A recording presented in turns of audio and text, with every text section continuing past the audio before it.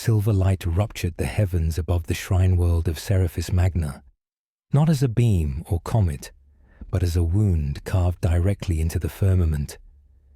Priests kneeling on cathedral steps felt their prayers falter as the air trembled with an unearthly resonance, a harmonic vibration that seemed to scrape against the soul. The clouds split apart like torn parchment, revealing a corridor of impossible luminosity stretching into a realm no mortal eye should witness. From that terrible radiance descended a lone figure, slow, deliberate, and graceful, as though gravity itself bowed in reverence to his arrival. His single black wing unfurled with a whisper softer than falling ash. Yet the sound echoed across the plateau like a morning bell. The figure's long silver hair drifted behind him, untouched by wind, each strand reflecting the dying sun in glacial flashes.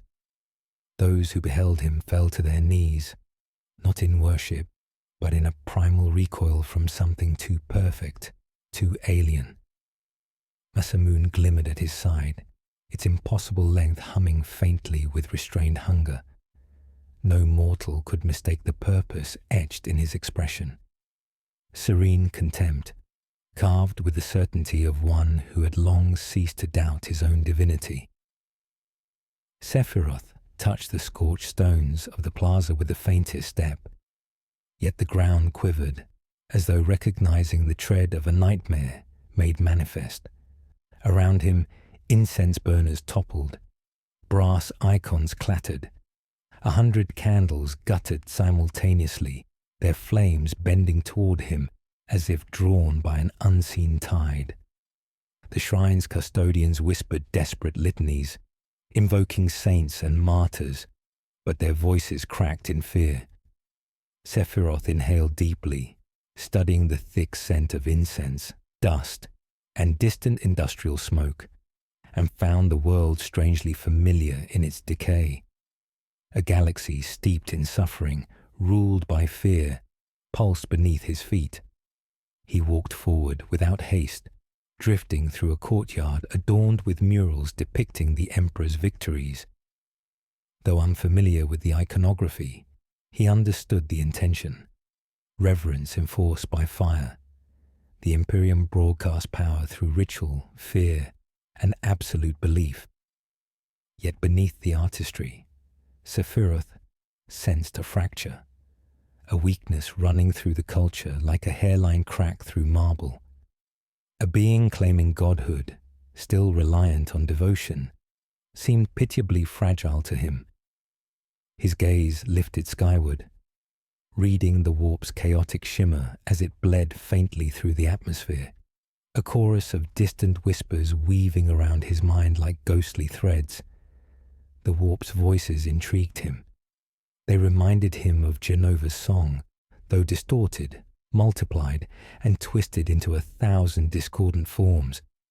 He felt no threat in them, only curiosity, for the warp was a boundless psychic sea, rich with potential.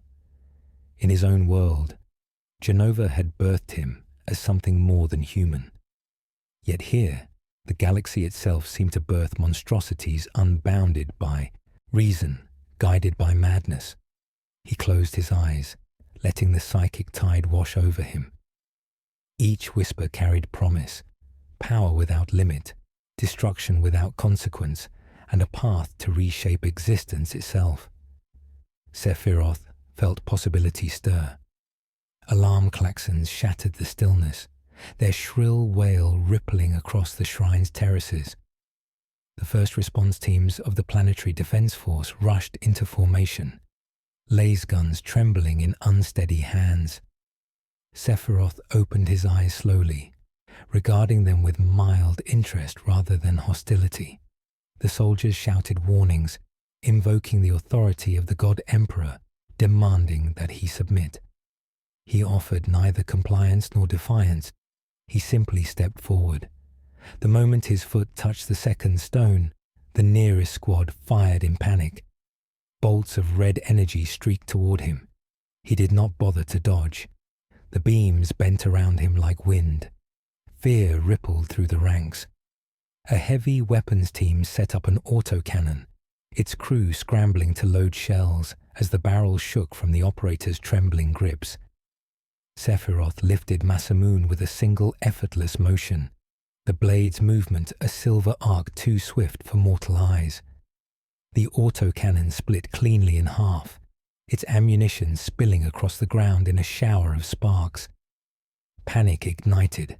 Soldiers scattered, shouting frantic orders drowned by the thunder of their collapsing morale. Sephiroth neither chased nor threatened them.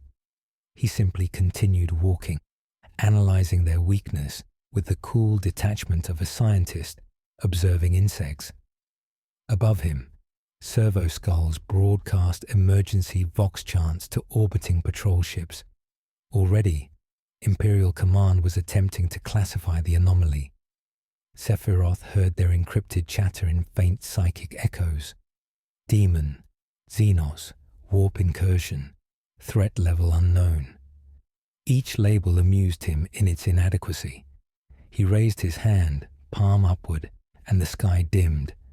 The silver rift that had birthed him pulsed once before sealing shut, leaving only a smear of displaced starlight behind. Whatever doorway had carried him here answered to no known law, and its closing sent a quiet shiver through reality. Sephiroth tilted his head, listening to the galaxy breathe. Footsteps approached from behind the smoking ruins of the courtyard. A lone priest, trembling but resolute, clutched a burning censer and chanted a warding prayer. Sephiroth turned toward him, not in threat, but in mild curiosity. The priest's voice cracked as he invoked the Emperor's judgment, commanding the intruder to depart. Sephiroth stepped closer, and the flames in the censer stretched toward him like reaching fingers. He gently touched the rim of the vessel. The brass melted instantly. The prayer died. Sephiroth spoke only once, his voice serene yet resonant, asking the priest what god ruled this suffering realm. The priest's answer trembled from his lips, a whisper of devotion shaped by fear. He spoke of the Emperor, the undying lord of mankind, master of 1,000,000 worlds, and guardian of the Imperium. Sephiroth listened without interrupting, studying the word Emperor not as a title, but as a concept. A ruler preserved by faith, sustained by worship, enshrined in reverence so absolute that it bordered on desperation. The idea intrigued him, for power that required belief was weaker than power derived from inherent mastery. When the priest fell silent, Sephiroth released him, letting the charred censer clatter to the stones. He walked onward through the sprawling shrine complex, each of his steps echoing against vaulted arches depicting victories carved in stone. The air hummed with distant alarms, the planetary defense force struggling to understand the magnitude of what had descended among them. As Sephiroth approached the outer gates, he felt the warp's presence swelling overhead, as if curious eyes were drawing nearer, eager to study the anomaly that had entered their domain. The galaxy itself seemed to hold its breath. Far above the world, aboard an orbiting command frigate, an inquisitorial astropath writhed in sudden agony. Her sightless eyes bled as the psychic shockwave of Sephiroth's arrival rippled through her soul. She screamed fragments of prophecy, warning of a silver-winged destroyer, a blade that would pierce the Astronomican's light, a presence that was neither demon nor mortal. The Inquisitor presiding over the vessel, Lord Caldera, stood rigid as he listened, weighing action against uncertainty. His instincts, sharpened through decades of hunting heresy, told him this was no ordinary threat. He ordered an immediate descent to the surface. Back on the shrine world, Sephiroth crossed a bridge spanning a ravine filled with shattered relics, each piece glowing faintly with residual psychic energy. He paused at the center, placing a hand upon the railing. His fingers traced scars etched into the stone where past battles had scorched away prayers and blessings. These marks spoke of an empire constantly besieged, surviving through sheer brutality. A place where conflict was endless and life held little value. To Sephiroth, it was a realm waiting to collapse under its own weight. He felt no urgency, no need to hasten its fall. Time itself bowed to him. He sensed movement beyond the far archway, squads of Imperial soldiers emerging into formation, their armor marked with symbols of devotion. They approached cautiously, laser guns raised, but fingers uncertain. Sephiroth could taste the tension in their breaths. He offered them no threat. Nevertheless, they formed a perimeter, desperate to contain something they could not understand. Their commander stepped forward, reciting orders issued from orbit. The words wavered, betraying fear. Sephiroth regarded him with a calm, unreadable gaze. He asked a simple question. What power sustained their emperor? The commander hesitated, confused by the inquiry. He spoke of sacrifice, duty, and faith. Sephiroth listened, his expression neutral yet deeply reflective. Faith as fuel for divinity was a fragile paradox, one he found unworthy of reverence. A god who required prayers was a god already defeated. The soldiers shifted uneasily as a cold wind swept through the archway, though the sky showed no storm. Sephiroth extended his hand, not in attack, but to taste the air, and felt a psychic tremor pulse through the heavens. Someone powerful was approaching, drawn by the disturbance. A presence neither mortal nor warp-born, yet steeped in authority. He lowered his hand and turned his gaze upward, watching as an inquisitorial dropship broke through the clouds, descending rapidly with its engine screaming. The vessel landed with a quake that rattled relics from their alcoves. Lord Caldera emerged, his rosette glinting beneath the flickering light. He approached with a measured stride, cloaked in resolve. The Inquisitor's eyes held no panic, only the weight of decisions forged under impossible burdens. Soldiers parted for him, forming a tense corridor. When Caldera halted before Sephiroth, the air thickened with unspoken challenge. He demanded identification. Sephiroth offered none. The Inquisitor asked for allegiance. Sephiroth spoke of none. Caldera's jaw tightened as he realized he stood before a being outside all known classifications. The astropath's warnings echoed in his mind. Her vision of a winged herald carved from forbidden prophecy now stared directly at him.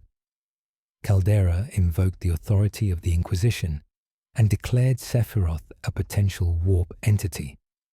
The accusation carried the weight of death. Sephiroth tilted his head, intrigued by the boldness of one so fragile. Masamune shimmered faintly at his side, responding to an unseen pulse of energy, yet he made no move to draw it. Instead, he observed the Inquisitor's resolve, sensing the man's devotion like a shield forged from faith and fear. It fascinated him.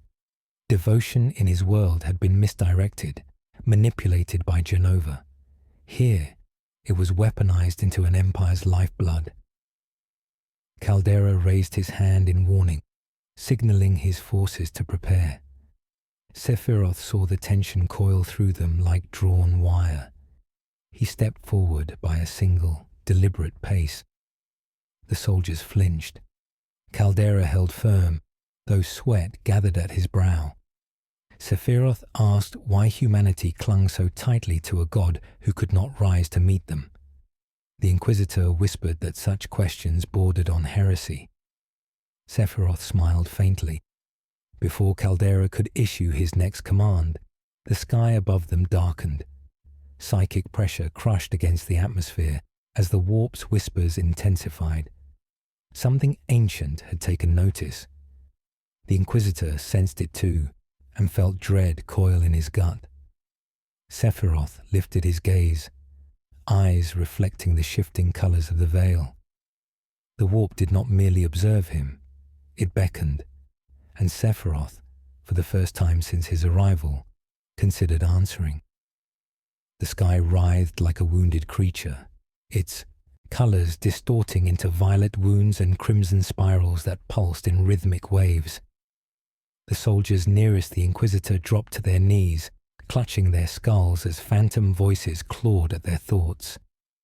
Caldera stood rigid, fighting the pressure that pressed against his mind with the weight of an ocean. The warp was reacting, its chaotic tides drawn toward the silver-haired intruder, as though recognizing something kin yet alien. Sephiroth remained perfectly still, his expression unreadable as he watched the heavens fracture with fascination rather than fear.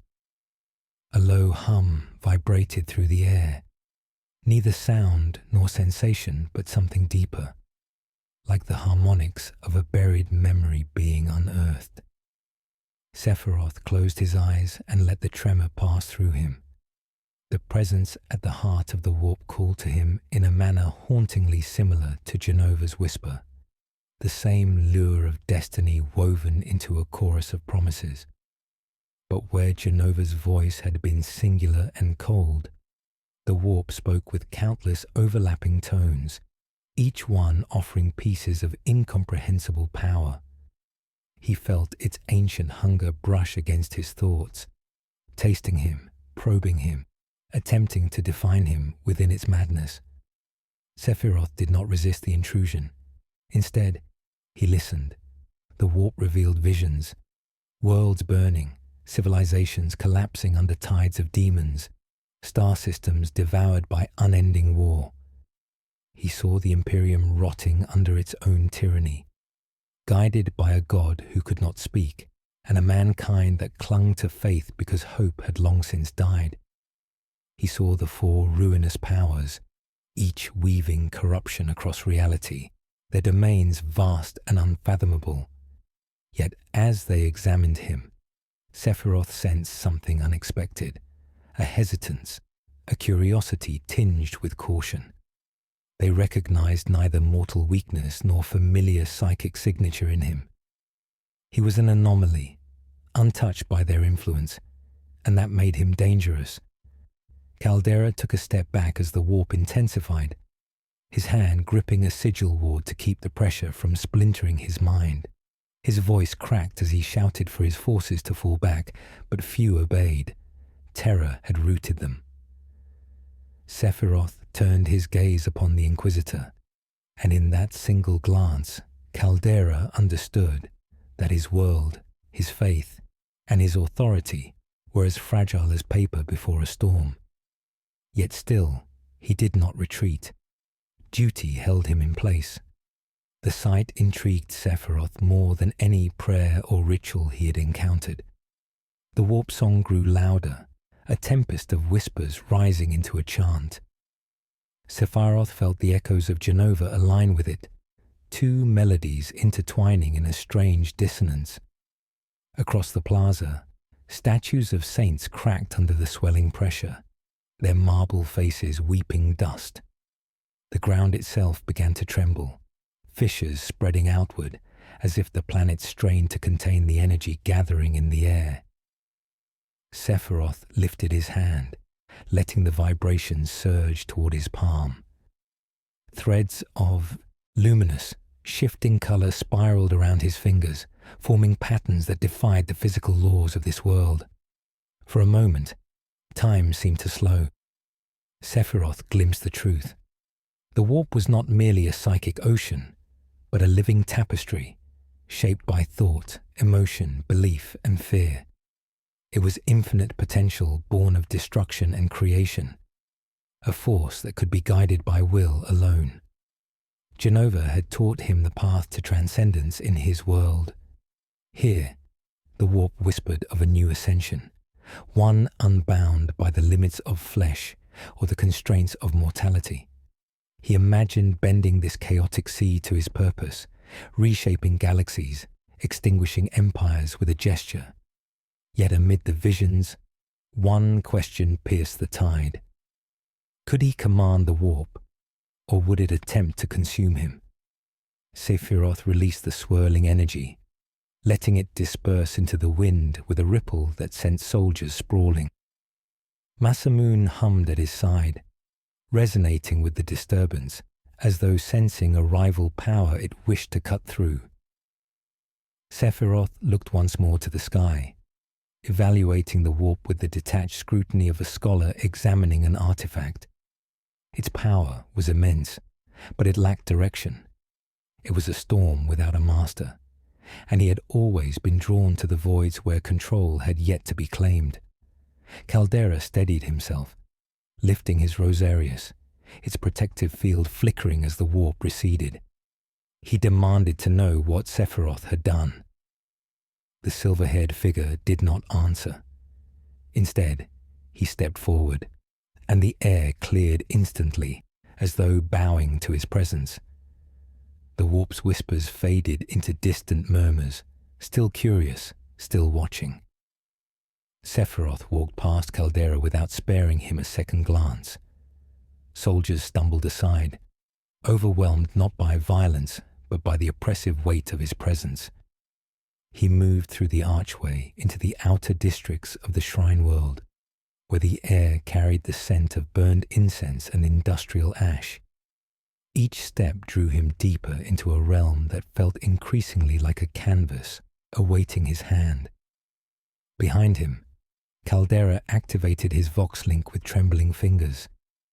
His voice was hoarse as he ordered every nearby regiment into immediate deployment and demanded reinforcements from orbit. Sephiroth did not turn, but he heard the desperation in the Inquisitor's tone. It echoed the fear he had once seen in those who realized too late that their world would burn. Sephiroth paused at the edge of a shattered avenue as the warp's melody returned in a softer hum. This time, he recognized the harmony fully.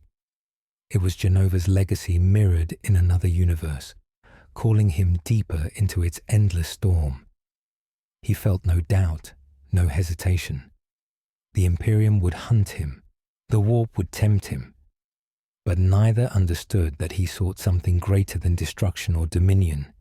He sought to transcend the very limits of reality, and this galaxy, drenched in suffering and madness, offered him the perfect stage upon which to begin.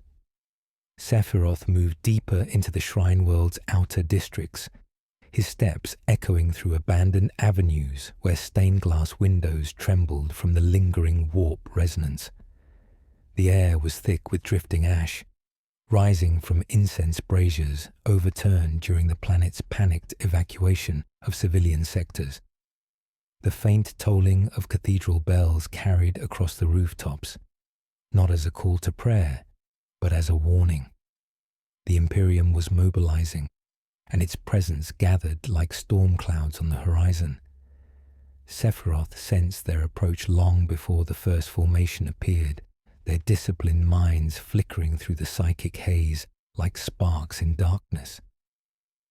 Across a barren courtyard once used for processions, a regiment of Imperial Guard assembled with unwavering precision.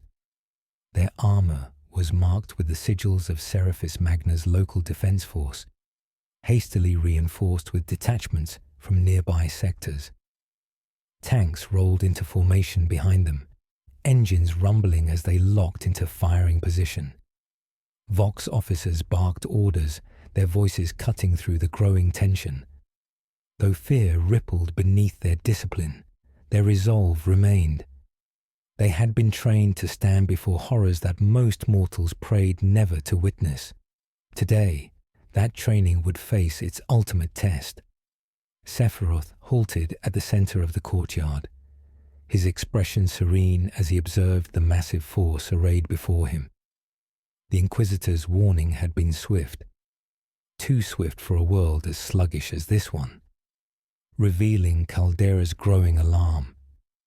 Sephiroth did not resent the man's urgency. It was inevitable. When a foreign element entered a stagnant system, the system convulsed in self-defense. The Imperium reacted not because it understood him, but because it feared what it could not classify. Masamun's long blade reflected the flickering torchlight as Sephiroth tilted it slightly, not as a threat, but as acknowledgement of the confrontation. A commissar stepped forward, cloak snapping in the rising wind. He demanded Sephiroth surrender in the name of the God Emperor, offering judgment instead of mercy. His voice was resolute, forged by indoctrination deeper than bone. Sephiroth listened, curious how faith could be so tightly interwoven with obedience. Yet even as the commissar spoke, the warp's faint hum returned, threading the edges of Sephiroth's consciousness. The chorus was subdued but present, like distant waves breaking against an unseen shore. The galaxy watched him. The warp observed him. The Imperium confronted him. Each force sought to define him, but none understood the nature of what stood before them. The commissar gave the order. Dozens of laser guns fired simultaneously, bathing Sephiroth in red bursts of searing light. The beams bent before reaching him, dispersing into harmless streaks that scorched the stone walls behind him. The soldiers hesitated, confusion mingling with rising terror. The tanks opened fire next, heavy shells screaming toward their target. Sephiroth raised his hand, and the shells detonated mid-air in brilliant bursts of flame, showering the courtyard with fragments that clattered harmlessly at his feet. The shockwave rippled outward, sending soldiers staggering back. Not one fragment dared touch him. Sephiroth moved. To the mortals watching, his movement was a blur, a streak of silver that appeared and vanished between breaths. Masamun traced arcs so fluid they seemed painted by a single unbroken stroke. Armor split open without resistance. Weapons fell in two. Men collapsed, not in agony, but in stunned silence, for most never realized they had been struck. Sephiroth's expression did not shift into malice or pleasure. This was not slaughter born of hatred. It was a study in motion, a demonstration of difference between human fragility and his transcendent nature. A Lehman Russ tank attempted to retreat, treads grinding desperately across the stone. Sephiroth appeared before its bow in a whisper of displaced air. With one downward slash, he carved through its reinforced hull. The tank split open like a cracked shell, its crew thrown back as flames belched skyward. Shockwaves rocked nearby structures. The stained glass mural of St. Veridia shattered above the courtyard, cascading shards of crimson and gold that reflected Sephiroth's passing like the fragments of a broken prophecy. Yet amid the carnage, one thing captured Sephiroth's attention. A single guardsman, pale and trembling, raised a prayer rather than a weapon. His voice cracked, but his conviction burned through the fear. He invoked the Emperor's light to shield his soul, declaring that no force could conquer mankind while its faith endured. Sephiroth paused mid-stride, Masamun still dripping faint reflections of firelight. He regarded the man not as an enemy, but as a puzzle. This faith, this desperate clinging to something unseen, was woven into the Imperium's very marrow. It fascinated him, it baffled him, and it confirmed what he had begun to suspect. This galaxy was ruled not by power, but by belief. Before Sephiroth could examine the thought further, artillery struck the outskirts of the courtyard. A squadron of Valkyrie gunships roared overhead, opening fire with a barrage of rockets. The explosions tore through pillars, sending dust and debris spiraling into the sky. Sephiroth leapt upward, propelled by a single beat of his wing. He ascended through the smoke, appearing above the gunships in a burst of silver light. Masamune swept through the air with lethal inevitability. One by one, the Valkyries erupted into fireballs, their flaming wreckage tumbling toward the ravaged courtyard below. From the shadows of the smoke, Caldera emerged. His armor was scorched, his rosette cracked, yet his resolve remained unbroken. He faced Sephiroth directly, Rosarius blazing as its protective field flared against the psychic distortion swirling around them. The Inquisitor raised his voice, shouting his warning into the roar of collapsing structures. He declared that Sephiroth's presence risked igniting a level of calamity unseen since the darkest age of the Imperium. Sephiroth descended slowly, his expression a portrait of calm curiosity. He asked what calamity the galaxy feared more than its own unending suffering. Caldera answered with trembling conviction. A being who could command the warp without corruption. The words hung between them like a blade suspended in mid-air. Sephiroth felt the warp respond instantly, its whispers sharpening into clarity. The galaxy trembled at the possibility. The soldiers who remained alive backed away, sensing the gravity of the moment, the silent collision of destiny and dread. Sephiroth stepped closer, the faint echo of Genova stirring in his mind as the warp's gaze intensified. Caldera lifted his weapon, knowing it would not matter, but driven by duty anchored deeper than life. And as Sephiroth regarded the Inquisitor's unwavering defiance, a single realization crystallized within him. This galaxy would break long before he ever needed to. Smoke drifted in slow, broken spirals across the ruined courtyard, the scent of scorched metal and burnt incense settling into a heavy, suffocating haze. Caldera steadied himself, gripping his Rosarius, as though the failing artifact alone held back an encroaching storm. Sephiroth stood before him with unsettling stillness, the faint glimmer of Masamune catching the flames of toppled braziers. The clash between them had not come in blades or fire, but in the collision of two incompatible certainties. Duty forged in unyielding faith against the quiet, crushing confidence of a being who transcended all mortal constraints. Caldera did not lower his weapon. Sephiroth did not raise his. For a single moment, the shrieking alarms, the collapsing masonry, and the desperate cries of wounded guardsmen seemed to withdraw into a distant murmur, as if the entire world paused in breathless anticipation. Caldera repeated his declaration, voice hoarse yet iron-bound, that a being capable of touching the warp without corruption threatened the Imperium on a scale that defied calculation. Sephiroth regarded him without hostility, but with a curiosity that made the Inquisitor's throat tighten. It was the gaze of someone studying a puzzle, not an adversary. Sephiroth stepped past him. Caldera whirled, weapon raised, but Sephiroth did not strike. He walked toward the shattered archway leading deeper into the city's ancient districts, his wing trailing soft shadows across the cracked stones. Caldera followed at a distance, torn between fear and duty. He was no longer confused about what stood before him.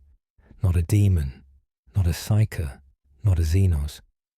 Something new, something unbound by the galaxy's ancient rules, and something the Imperium would never allow to exist.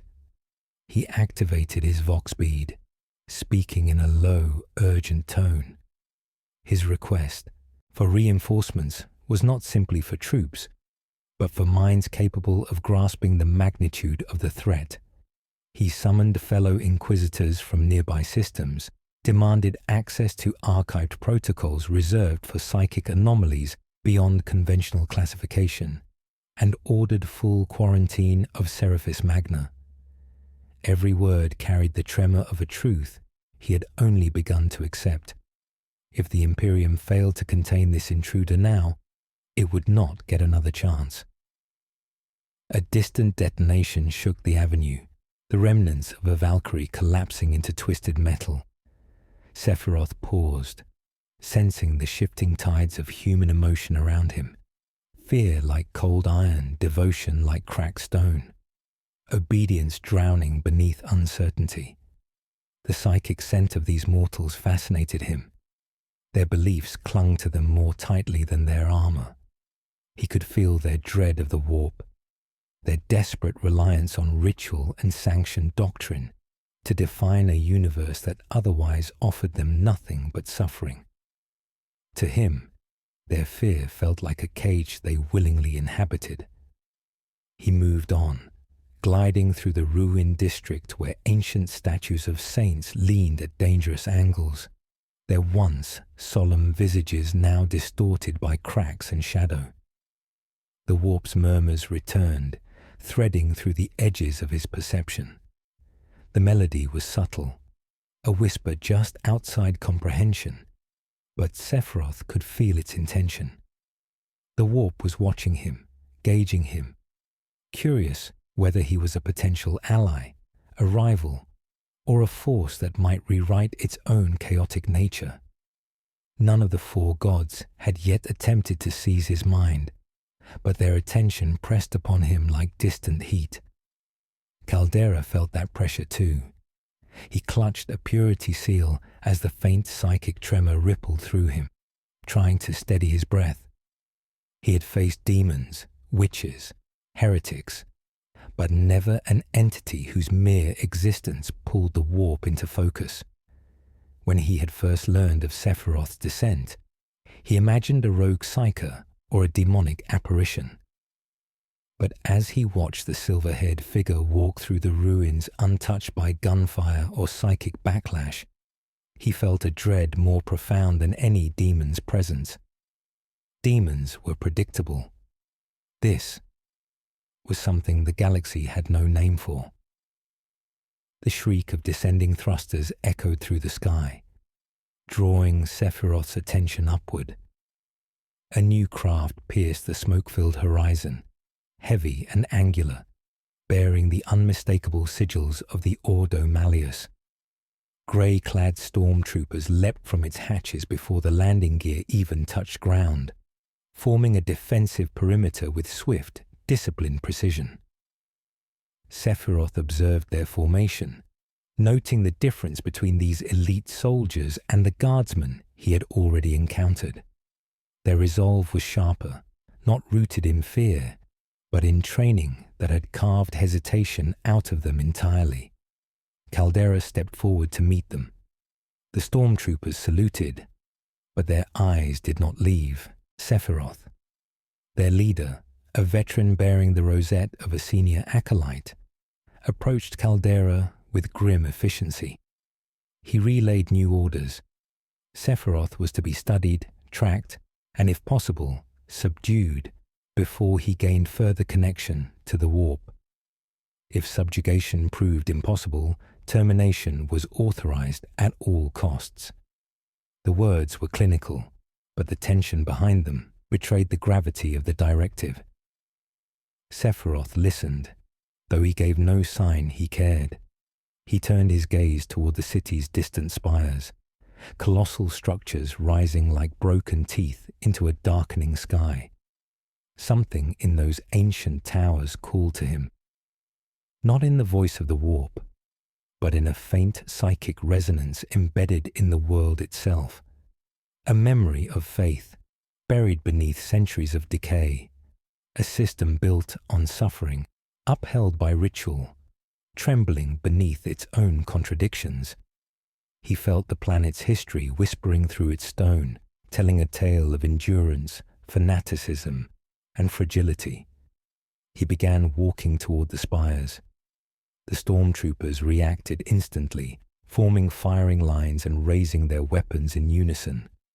Caldera shouted for them to hold, but his voice was drowned by the crackle of charging plasma coils. A volley erupted, lancing through the air with blinding intensity. Sephiroth lifted Masamune in a single, effortless motion. The blade caught the incoming bolts, redirecting them in curved arcs that shattered statues and blasted craters into the ground. The soldiers scrambled, but Sephiroth did not pursue. He moved through them as though passing through a field of tall grass, unimpeded, untouched. Caldera ran after him, ignoring the protests of the stormtroopers. His breaths came ragged, but he forced himself onward. He knew Sephiroth was not fleeing. He was choosing where the next confrontation would occur. The Inquisitor understood the implications. Sephiroth was studying them, drawing conclusions, shaping judgments. If he was given time to learn how their galaxy functioned, what consequences might follow? The warp's whisper deepened, forming coherence that brushed against Sephiroth's thoughts. Become more. Sephiroth paused. Genova's echo pulsed faintly within the whisper, merging with the warp's voice. He closed his eyes, feeling the two melodies intertwine, neither overpowering the other. He sensed a path unfolding before him, a path leading not merely to power, but to a transformation the galaxy was not prepared to comprehend. As he opened his eyes, the distant cathedral bells tolled once more, their ancient tones trembling like a warning. Caldera stopped several paces behind him, breath unsteady. He called out to Sephiroth, demanding to know his purpose. Sephiroth did not turn. His voice, calm and resonant, drifted back through the smoke. To understand what must be unmade. The words froze the Inquisitor where he stood. And even as Sephiroth continued toward the towering spires, the warp answered with a whisper so clear, it felt carved into the air. It had found something worthy of its attention. The cathedral spires loomed closer, their fractured silhouettes rising like jagged monoliths against the bruised sky. Each step Sephiroth took reverberated through the stone streets, the echo carrying a strange resonance that unsettled even the seasoned stormtroopers attempting to shadow him at a distance. Their boots scuffed against rubble, armor rattling with barely restrained tension. Yet Sephiroth's presence made even this disciplined retinue feel painfully mortal. Caldera remained behind them, recovering his breath, yet refusing to let the silver-haired intruder slip beyond his sight. Duty anchored him where instinct begged retreat. The warp's murmurs persisted, threading through Sephiroth's consciousness in delicate strands. They did not command, merely observed, probing the boundaries of his mind like curious tendrils searching for meaning. He sensed vast entities far beyond human comprehension, each one ancient and powerful, yet cautious in the face of his alien essence. Their curiosity amused him. Though their whispers brushed his thoughts, none had dared attempt domination. The warp, for all its infinite madness, sensed the sharpness of his will. A tremor coursed through the ground. Distant engines rumbled across the horizon, their harmony heavy and disciplined. Sephiroth turned slightly, catching the flicker of movement far down the avenue. Armor glinted in the dim light, ceramite glistening with oaths and purity seals. Their strides fell like thunder. Astartes, the Space Marines advanced with precision, their tactical dreadnoughts and infantry forming a living wall of armored conviction. Their chapter's sigil, crimson wings spread over a blood-black helm, marked them as the angels penitent, warriors hardened by unending atonement. Their presence commanded silence. Even the stormtroopers instinctively stepped aside, recognizing the gulf between mortal soldier and transhuman warrior. Sephiroth studied them with unhurried interest. They were unlike the fragile humans who had attempted to halt him before. These were soldiers bred for war, shaped in body and spirit into instruments of absolute resolve. Their minds burned with disciplined fury, their belief not wavering but solid, structured, sharpened by indoctrination. They approached with purpose unmarred by doubt. Their chaplain stepped forward, his skull-faced helm illuminated by the glow of his crozius. The air around him crackled with a faint psychic field, every word of his command sermon solidifying the conviction of his brothers. His amplified voice rolled through the avenue like a strike of a cathedral bell, declaring Sephiroth an abomination to be purged in the Emperor's name. Sephiroth's gaze narrowed slightly. The chaplain's zeal was neither the trembling fear of guardsmen, nor the desperate resolve of Caldera. It was something colder, shaped by a lifetime of ritual and obedience. The Astartes did not fear death, nor did they fear him. This made them interesting. The first squad opened fire. Bolter shells roared down the avenue in a torrent of mass reactive fury. Sephiroth's wing unfurled in a single sweeping motion. Feathers as dark as the void rippled with unnatural light, and the shells bent sharply around him, detonating in controlled blossoms of fire that illuminated the broken street. He moved with serene precision, Masamune slicing through a spray of incoming rounds, each stroke diverting the explosion into waves of heat that rolled harmlessly past. The Astartes charged. Their speed defied their size. Adamantine boots shattered stone. Chainswords ignited in snarling arcs. The first warrior swung, blade shrieking for blood. Sephiroth stepped aside lightly, almost casual, the massive weapon cleaving empty air. Masamune glided upward in a single fluid motion, slicing through ceramite armor as though parting silk. Sparks exploded from the wound, and the Marine fell without a sound, his body splitting at the seam. Another Astartes roared an oath and brought down a power hammer. The shockwave rippled through the street, crushing stone as it fell directly toward Sephiroth's skull. With one graceful pivot, Sephiroth vanished in a blur, reappearing above the warrior in a glimmer of silver and shadow. His blade dropped like a line of moonlight, carving through the hammer, armor, and the warrior beneath. The power field flickered and died. Caldera watched, breath frozen, as the angels penitent continued their assault. Their formation adapted instantly, their discipline refusing to break even as Sephiroth carved through their ranks with impossible ease.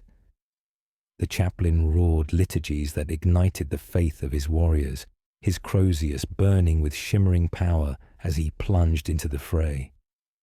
Sephiroth met him with a single downward stroke. The impact rang like a cathedral bell cracking. The chaplain staggered, armor dented, staggering under a force that should have been impossible. Sephiroth pressed forward, Masamune flashing in arcs too swift for even transhuman sight. The chaplain swung again, his crozius blazing with righteous fury. Sparks burst where their weapons collided, each clash sending tremors through the cracked pavement. For a moment, Sephiroth felt the chaplain's resolve press against him, not strong enough to threaten him, but solid enough to be acknowledged. The man's faith was unbreakable, hard as ceramite, unyielding even before death. It was almost admirable. Sephiroth slipped past the chaplain's guard and let Masamune's tip graze his armor.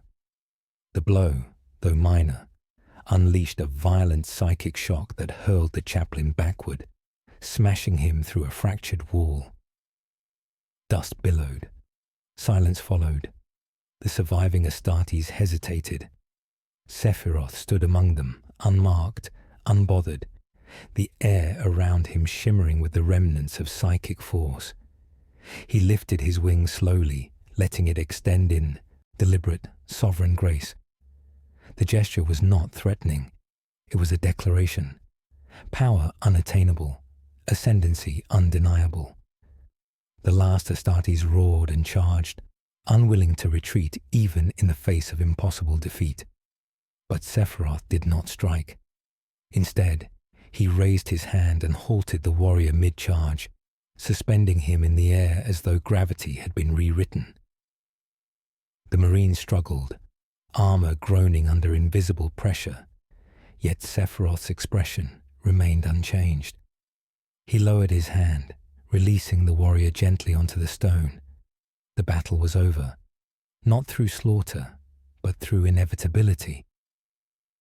Caldera stepped forward, voice shaking despite his attempt at control. He demanded to know why Sephiroth spared the last warrior. Sephiroth did not turn to face him. His gaze remained on the twisted spires ahead, where the warp's whispers gathered like shadows waiting to be shaped.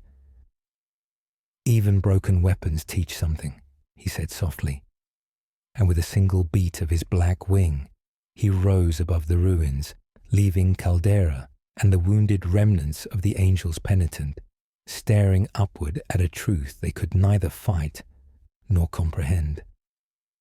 Sephiroth rose above the shattered district, the broken cathedral spires stretching beneath him like the ribs of a dying colossus. Smoke curled upward from the battlefield, drifting in slow, ghostly coils that clung to his wing before dissolving into the sky. The world had gone quiet. No bolter fire, no shouts, no metallic clatter of retreating soldiers followed him. Only the hollow stillness of a realm holding its breath. Far below, Caldera watched the lone figure ascend, his heart pounding with the relentless certainty that the galaxy had just crossed a threshold from which it could not return. The warp noticed too. Its presence surged at the edges of Sephiroth's perception, no longer a distant hum, but a chorus swelling into clarity. The sky dimmed as if veiled by a colossal shadow, though no cloud obscured the sun. The air thinned. The temperature dropped.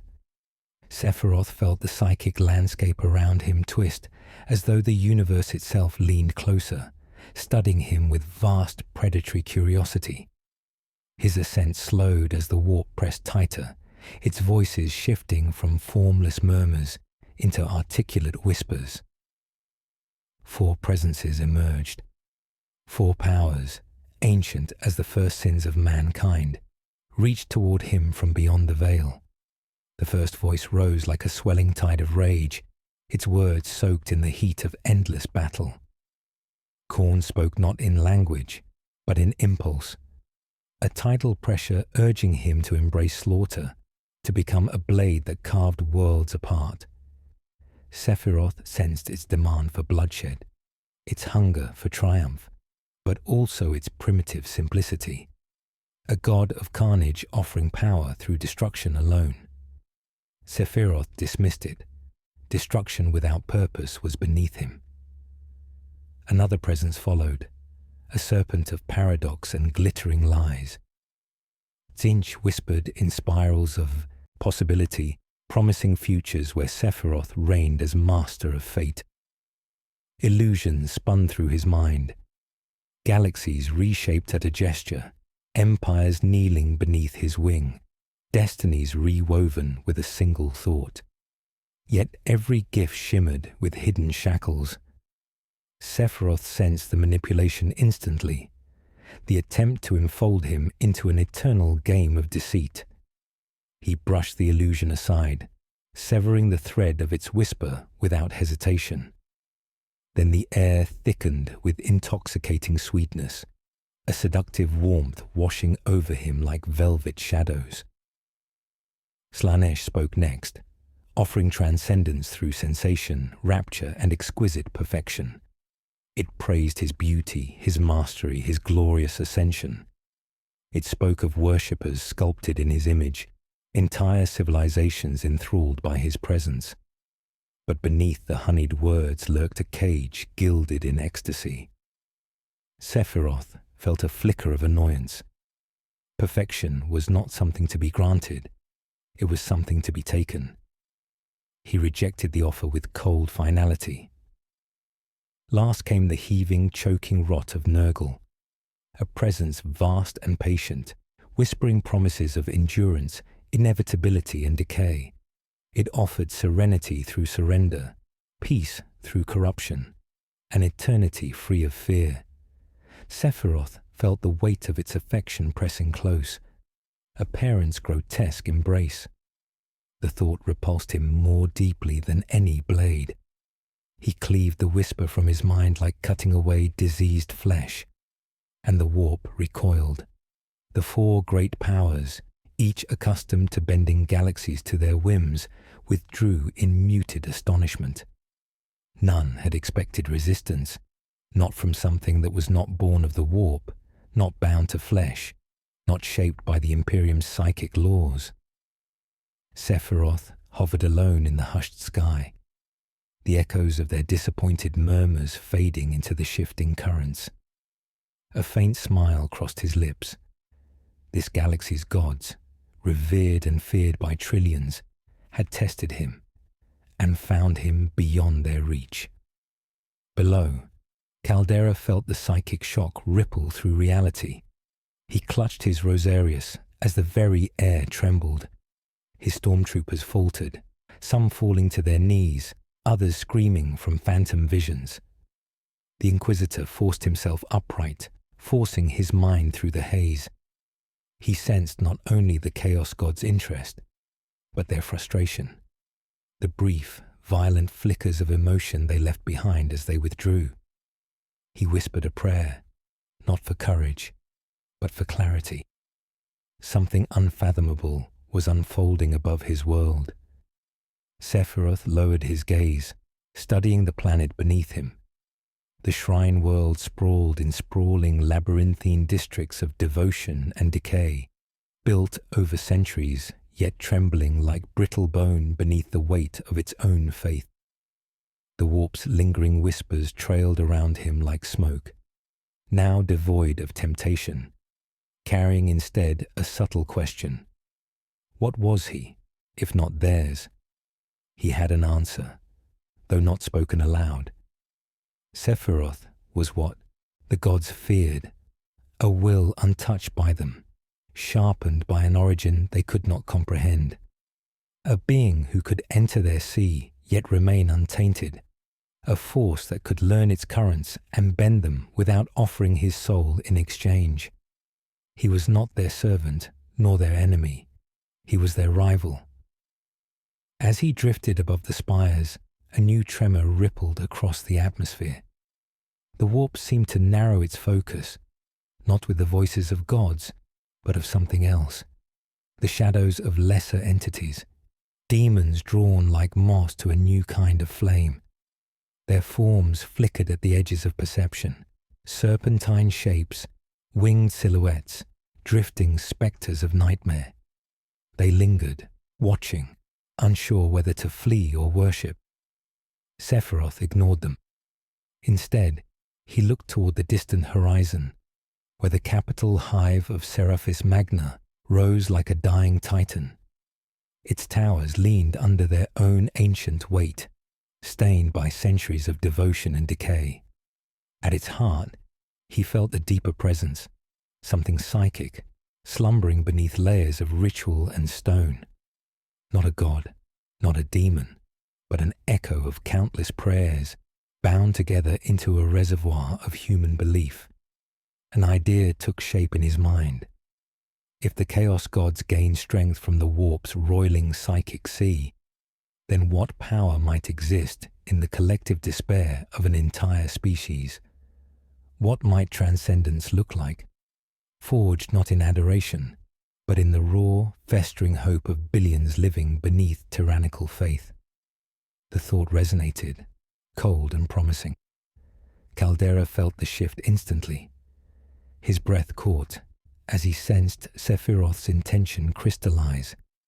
A direction, a purpose, a path that led not toward destruction for its own sake, but toward something infinitely more catastrophic. He shouted orders, rallying his troops, calling for reinforcements from orbit, and screaming through the Vox for immediate intervention. Sephiroth did not descend. He extended his wing, letting the black feathers catch the fading light, and turned toward the hive. The warp stirred in anticipation, and the galaxy, sensing the first ripple of a coming storm, shuddered. Sephiroth drifted toward the great hive like a silent star descending into a world unprepared for its own unraveling. The distant towers of Seraphis Prime pierced the sky like colossal spears forged from the bones of forgotten ages, their stained glass surfaces reflecting flickers of crimson as the sun dipped behind the smog-choked horizon. Each kilometer of the hive pulsed with life, billions of souls, cramped into stacked chambers and decaying corridors, whispering prayers into the dust, as if prayer alone could delay the inevitable. Sephiroth sensed them long before he saw the lights of the hive, a dense, trembling mass of fear, desperation, and fervent devotion. The warp noticed, too, rippling in dark fascination. Beneath him, Vox towers screamed evacuation orders. Sirens wailed through rusted vents. Pilgrims fled in frantic streams, clutching relics and rosaries as though they could shield them from the approaching calamity. Yet for all their panic, the hive itself felt eager, as if its ancient stones recognized a presence capable of coaxing forth the psychic resonance it had hoarded for centuries. A reservoir of prayer, grief, and hope distilled into something potent and volatile. Caldera pursued, his chimera racing along cracked transit routes as the stormtroopers fought to keep pace. The Inquisitor gripped the consoles inside the transport, eyes locked on the strange readings flickering across the auspex. Psychic levels surged into impossible ranges. Atmospheric temperature fluctuated. Microfractures rippled through the air itself. He knew what Sephiroth intended even before the first tremor struck the hive's outskirts. The angelic intruder sought to awaken something buried within the masses of Seraphis Prime. Sephiroth descended into the upper reaches of the hive, his wing trailing shadows across the metallic towers. The steel groaned under the sudden pressure of his presence, as though the structures themselves bent in silent acknowledgement. He landed upon a high balcony overlooking the sprawling cityscape. The breeze carried the scent of burnt incense and industrial rot. Below him, thousands of lights flickered like tiny, trembling stars, each one a soul crying out to the Emperor, pleading for deliverance that would not come. The warp's hum crescendoed into clarity. Sephiroth extended his hand. The first psychic pulse erupted not as flame, but as silence. A moment where every sound in the hive died. Sirens, alarms, shouts, replaced by a crushing stillness that rippled outward in expanding rings. Buildings shuddered as the resonance spread, tunneling through the hive's core like a tidal wave of invisible force. The people felt it instantly. Millions paused mid-step, prayers dying on their lips, their breath caught as if seized by an unseen hand. Then the world ignited. Fire erupted from the lower levels of the hive, tearing through manufacturum districts and ancient chapel halls with explosive violence. Warp light flared in violent streaks, ripping through ventilation shafts like serpents of pure energy. Windows shattered in waves that raced up the hive's outer skin. Pilgrims collapsed as the psychic backlash tore through their minds, filling their vision with impossible colors and the sensation of drowning in a sea of burning light. Sephiroth watched the devastation unfold with serene purpose. He had not unleashed mere destruction. He had reached into the heart of the hive's faith, into the centuries of prayers layered like sediment within its stone, and twisted the psychic residue until it fractured. The hive was not simply burning. It was unraveling under the pressure of its own spiritual burden. Smoke poured into the sky in colossal columns. Warp fissures split open along the hive's lower levels, warping metal and consuming entire districts in roiling storms of iridescent flame. Demonettes flickered in and out of existence in the corridors, their forms unstable, their whispers drowned beneath the greater presence that had drawn them there. Horrors clawed at the edges of reality, but none dared approach Sephiroth directly. Even in their madness, they sensed a will that dwarfed their own. Caldera's chimera screeched to a halt at the edge of a crumbling platform. The Inquisitor staggered out, gripping the railing as the inferno raged below. The sight hollowed his breath. This was no exterminatus, no sorcery, no sanctioned ritual. This was something unnatural, an act of will alone, reshaping a world's psychic landscape. And Sephiroth stood at the epicenter, untouched by the roaring flames that bent away from him as though bowing before their creator. The Inquisitor raised his voice, shouting through the heat-distorted air. He demanded to know Sephiroth's purpose, his aim in tearing open the hive's soul. Sephiroth did not turn. The flames danced across his wing in luminous ribbons, the light reflecting like molten silver in his eyes. "This world hides its truth beneath devotion," he murmured, his voice carrying effortlessly through the storm. "But devotion is merely another form of fear, and fear reveals what power truly is." Caldera's heart pounded against his ribs. The meaning struck him like a thunderbolt. Sephiroth was not destroying the hive. He was studying it, testing the limits of what the warp could become in hands unchained by its madness. The warp-touched inferno, the psychic ruptures, the birth of spontaneous demon manifestations. These were byproducts of an experiment, a glimpse into a calamity that could spread across systems if he continued. Sephiroth extended his arm toward the burning city. The fire bent inward, converging into a spiraling vortex of incandescent fury. Metal melted into rivers of glowing iron. Towers sheared apart under the crushing pressure. Souls cried out in a psychic chorus that echoed through the warp like a bell tolling at the end of time. Yet Sephiroth's focus remained unbroken, his senses attuned to the subtle patterns emerging within the chaos. The warp reacted in a way he did not expect. It recoiled. For the first time, the chaotic sea hesitated, not out of fear, but out of recognition. Sephiroth's influence brushed against its boundaries with an alien precision, shaping destruction with purpose rather than surrendering to madness. It sensed potential, a force that could challenge its dominion. Caldera saw Sephiroth's expression shift, not in surprise, but in understanding. The intruder lowered his hand, letting the flames continue their spiral without further guidance. The hive's core collapsed with a deafening roar, sending shockwaves rippling across the horizon. Ash fell like black snow. The cries of the dying melded with the shrieks of demons dissolving back into the warp. Sephiroth finally turned to face the distant Inquisitor, his voice calm amid the inferno. "This galaxy bends too easily," he said, "but its shadows are teaching me." And as the smouldering ruins of Seraphis Prime groaned beneath them, the warp whispered a single word into Caldera's trembling mind.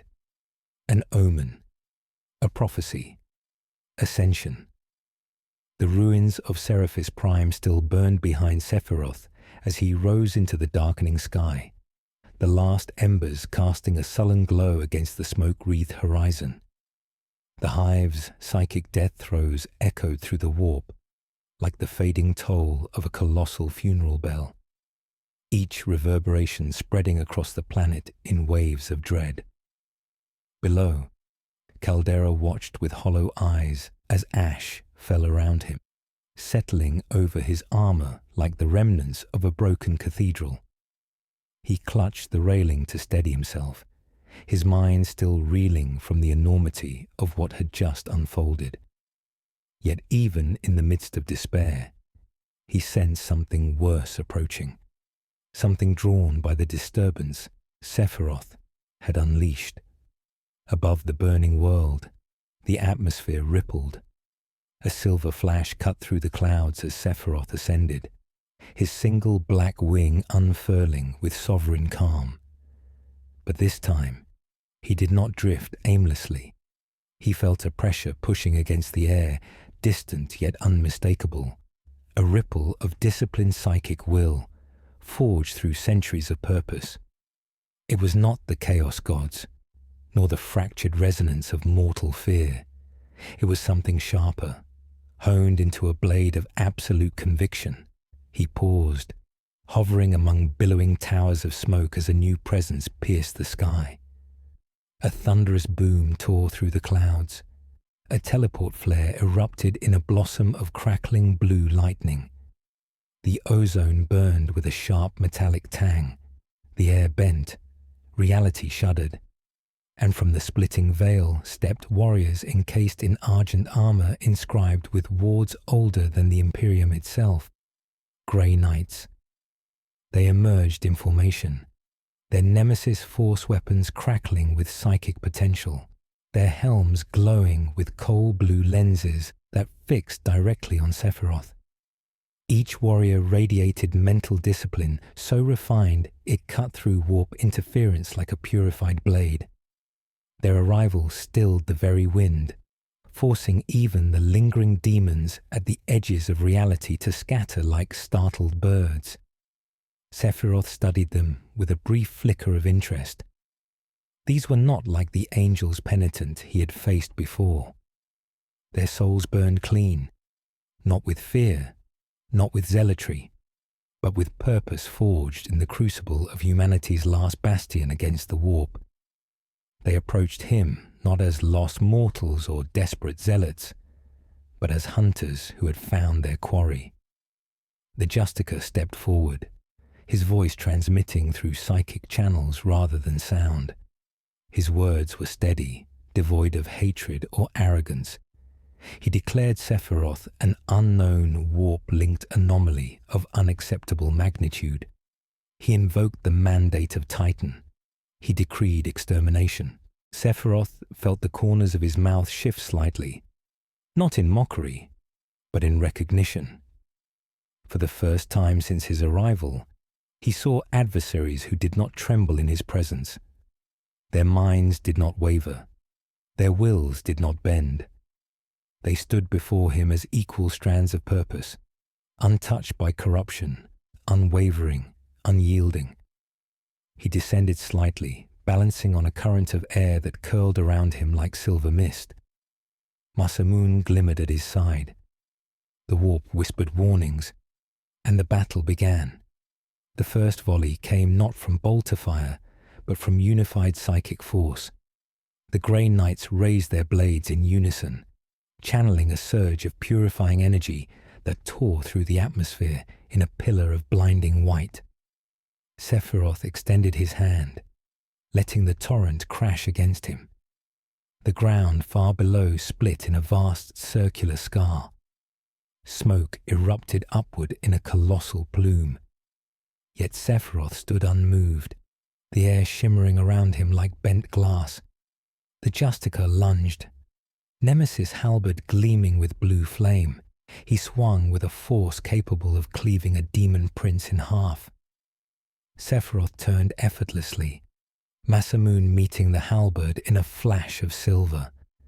The impact detonated the air around them, sending shockwaves rippling through the clouds. The blade of the halberd cracked, only slightly, but enough to widen the Justicar's stance in alarm. Before he could recover, Sephiroth vanished in a blur. He appeared behind another knight, wings slicing through the air. The warrior reacted with preternatural speed, raising his storm bolter and firing point blank. Bolts hammered against Sephiroth's form, bending away in warped trajectories. Masamune flashed once. The storm bolter fell in 2 pieces, molten at the edges. But the knight did not fall. Instead, he rammed his armored shoulder into Sephiroth's chest with inhuman strength, channeling a psychic shock through the blow. The force rippled through Sephiroth's body, not enough to harm him, but enough to surprise him. The knight pressed forward, reciting a litany that seared the air with holy resonance. Sephiroth slid backward in the air, gaze sharpening. He hadn't been pushed in a very long time. The rest of the squad charged, each one a storm of disciplined psychic power. Their blades cut luminous arcs through the smoke, each swing carrying a fragment of the Emperor's will. Their unity was absolute, their movements synchronized, their minds bound in perfect formation. They circled him, attacking from every angle. Sephiroth moved like a phantom. Masamune danced in sweeping lines of moonlit steel, deflecting halberds, slicing through psychic blasts, redirecting attacks with elegant motions that bordered on effortless. Feathers from his wings shed sparks as they deflected blows that would have shattered tanks. The sky became a battlefield of light, blue psychic flame clashing against silver luminance, shockwaves tearing apart clouds in spiraling vortices. One knight channeled a banishment ritual, his voice a deep chant that reverberated through reality. Sigils formed in the air around Sephiroth, tightening like chains of burning script. Sephiroth raised his hand and snapped the sigils apart with a flex of will. The knight staggered, psychic backlash cracking his armor. Sephiroth pressed forward, appearing before him in a blink. Masamune descended. A second knight intercepted, halberd raised, unleashing a blast of kinetic force that tore the sky open. Sephiroth parried, and the collision shattered the halberd's shaft. The knight was thrown backward, armor sparking, tumbling through the smoke like a falling star. But still they fought, still they rose. Still they channeled their unity into a single refrain. He must be stopped. Their resolve stirred something faint, distant, almost forgotten in Sephiroth's chest. Not admiration, not pity, but acknowledgement, a flicker of respect. These warriors, forged to battle the unthinkable, had met him without fear. They had held their ground against the unfathomable. For a moment, he granted them the rare courtesy of seriousness. Sephiroth beat his wing once. The sky erupted. The shockwave tore through the formation, cracking armor, rupturing psychic fields, hurling grey knights across kilometers of burning atmosphere. Their minds, for the first time, faltered under the impact. The Justicar steadied himself mid-air, blood trickling down his chin inside his helm. He regained posture and raised his halberd once more. Sephiroth appeared before him, Masamune poised. The Justicar met his gaze, unwavering. For an instant, time seemed to freeze between them. Then Sephiroth spoke, the first words he had offered an adversary since arriving in this galaxy. "You are worthy, but not enough." Masamune's downward arc split the sky. The psychic explosion that followed lit the heavens like a newborn star, its echo rolling across the burning world in a roar that shook the foundations of the Imperium's faith. The psychic flare of Sephiroth's final strike still rippled through the heavens as the smoke parted in trembling waves. The grey knights tumbled earthward like fragments of broken constellations, their silver armor dimmed, their psychic auras flickering as though struggling to hold their warrior selves together. The Justicar fell last, his halberd spinning away into the void as he plummeted through the drifting ash. Sephiroth hovered in the air above them, his wing unfurled in dark, regal stillness, the light from the explosion shimmering across the polished curve of Masamune. The sky quieted, the warp breath that moments ago roared with violent interest now withdrew in a strange hush, like a vast audience falling silent after witnessing an impossible display. Sephiroth lowered his gaze toward the world below. Seraphis Magna lay broken under plumes of fire, its hive toppled, its faith fractured, its prayers scattered like dust across the warp. Yet even amidst ruin, Sephiroth felt something stirring, an echo deep beneath the psychic turbulence, a resonance uncannily familiar. He descended slowly, alighting atop a shattered transmission tower that jutted from the burning hive like the spine of a dying beast. From this vantage, he could sense the faint pulse of something ancient, something buried within the warp-scorched remains of the city's sanctum districts. The energy throbbed with a rhythm that spoke to him in a language he had not heard since his former world. A memory stirred, of meteor, of cataclysm, of creation through annihilation.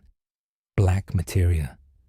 Not the artifact itself, but the idea of it, the principle of a celestial hammer forged through will and guided descent. Sephiroth closed his eyes. He listened, and the warp answered with a whisper, swirling around him in threads of color that bent toward his form like petals drawn to a star. The hive's psychic reservoir, the centuries of prayers, deaths, devotions, had fused with the warp tears he created, forming a raw, unstable concentration of power. It pulsed beneath the world like a beating heart. With precision sharper than any blade, Sephiroth reached into the warp and grasped that heartbeat. The ground trembled. Warp light erupted from the fissures below, forming a spiraling vortex of shimmering black and violet. The very air drew inward as though inhaling.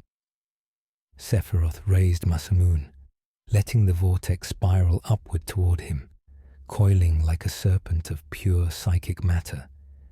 Each rotation intensified its density, its gravitational pull deepening until the surrounding flames bent toward it in elongated arcs. Caldera, staring from the ruins below, felt the pressure crush against his chest until his breath failed. Sephiroth opened his hand, palm upward. The vortex condensed.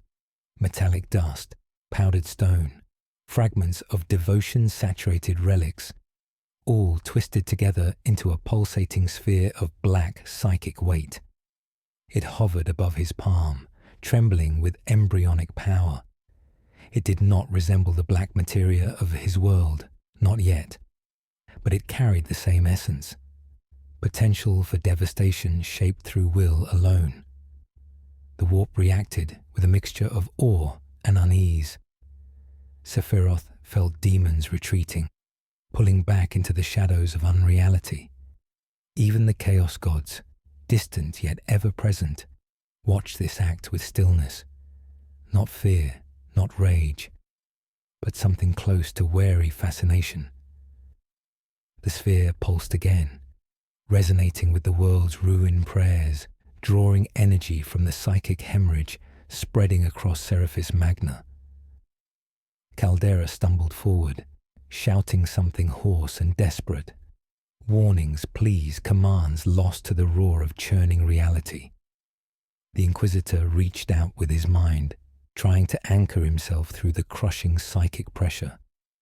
The auspex at his hip screeched with readings that fractured meters and burned circuits in an instant. He realized, with growing horror, that Sephiroth was forging a weapon not drawn from the warp, but from the Imperium's own spiritual decay. Sephiroth tilted his head slightly, studying the small sphere with quiet intensity. He could sense its instability. Unlike the black materia of his world, created through aeons of cosmic shaping, this was raw, newborn, volatile. It needed refinement, structure, purpose. He tightened his grip on the currents around it, twisting his will deeper into its core, condensing it further.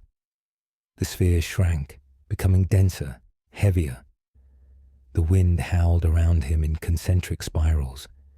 Clouds overhead twisted into a vortex of darkness that reached for the heavens like a claw.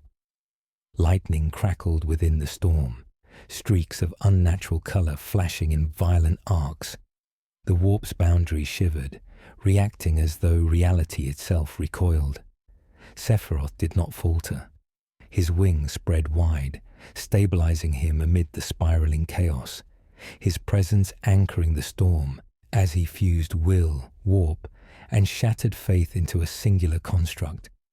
It pulsed once more, brighter. Caldera felt his knees buckle.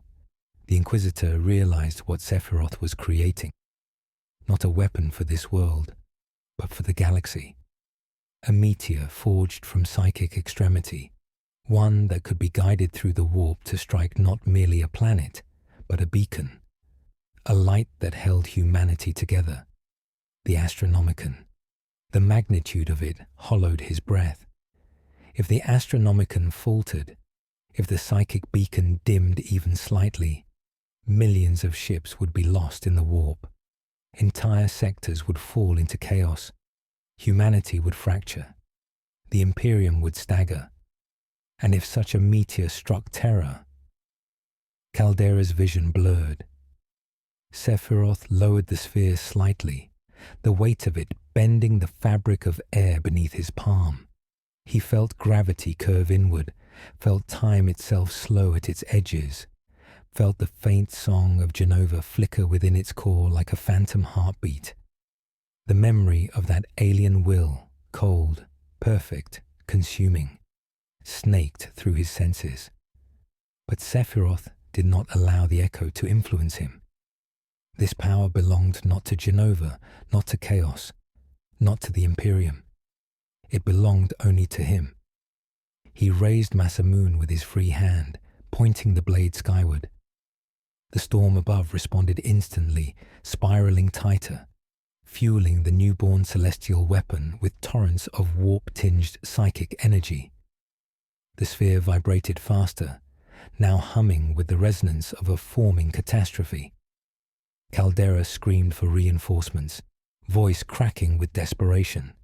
His vox bead erupted with frantic replies, fleets mobilizing, astropaths fainting, orbiting ships detecting readings that defied all classification. But none of them would reach him in time. None of them could stop the ascension occurring above the burning hive. Sephiroth's voice cut through the storm like a blade through silk. This galaxy clings to its gods because it fears the void. He lowered the sphere once more, feeling its gravitational pressure strengthen. I will show it what true ascension looks like. Lightning tore open the sky. The sphere's surface turned obsidian. The air screamed. Sephiroth closed his fingers slowly around the forming black materia, a gesture that sealed the fate of countless worlds.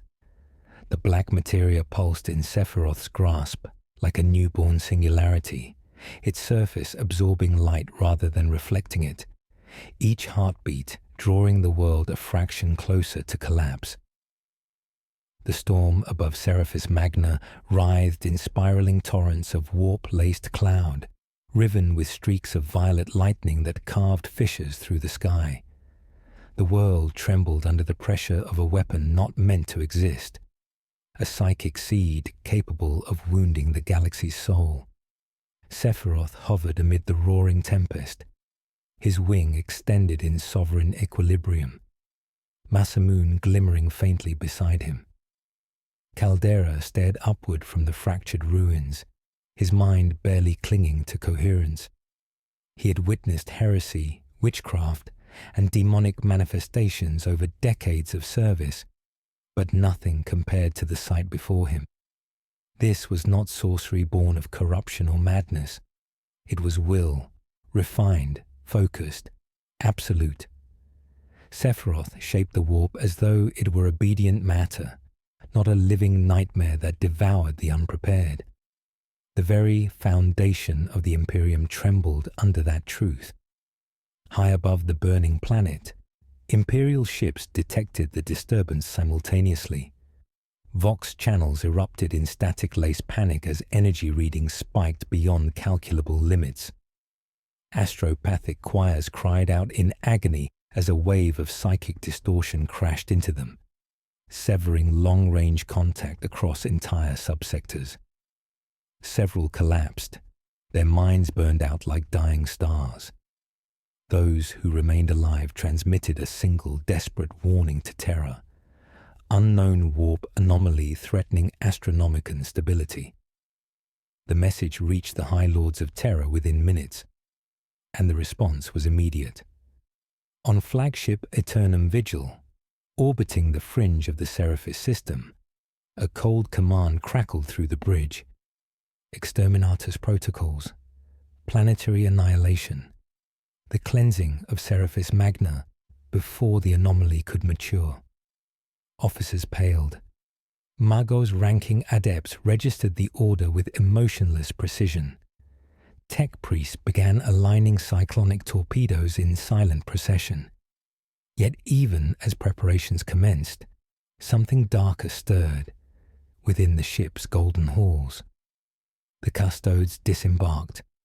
Across the void, spearhead craft broke formation with silver streaks of light, descending toward the ravaged world like shards of judgment. Their hulls bore the sunburst sigil of the Emperor's chosen guardians.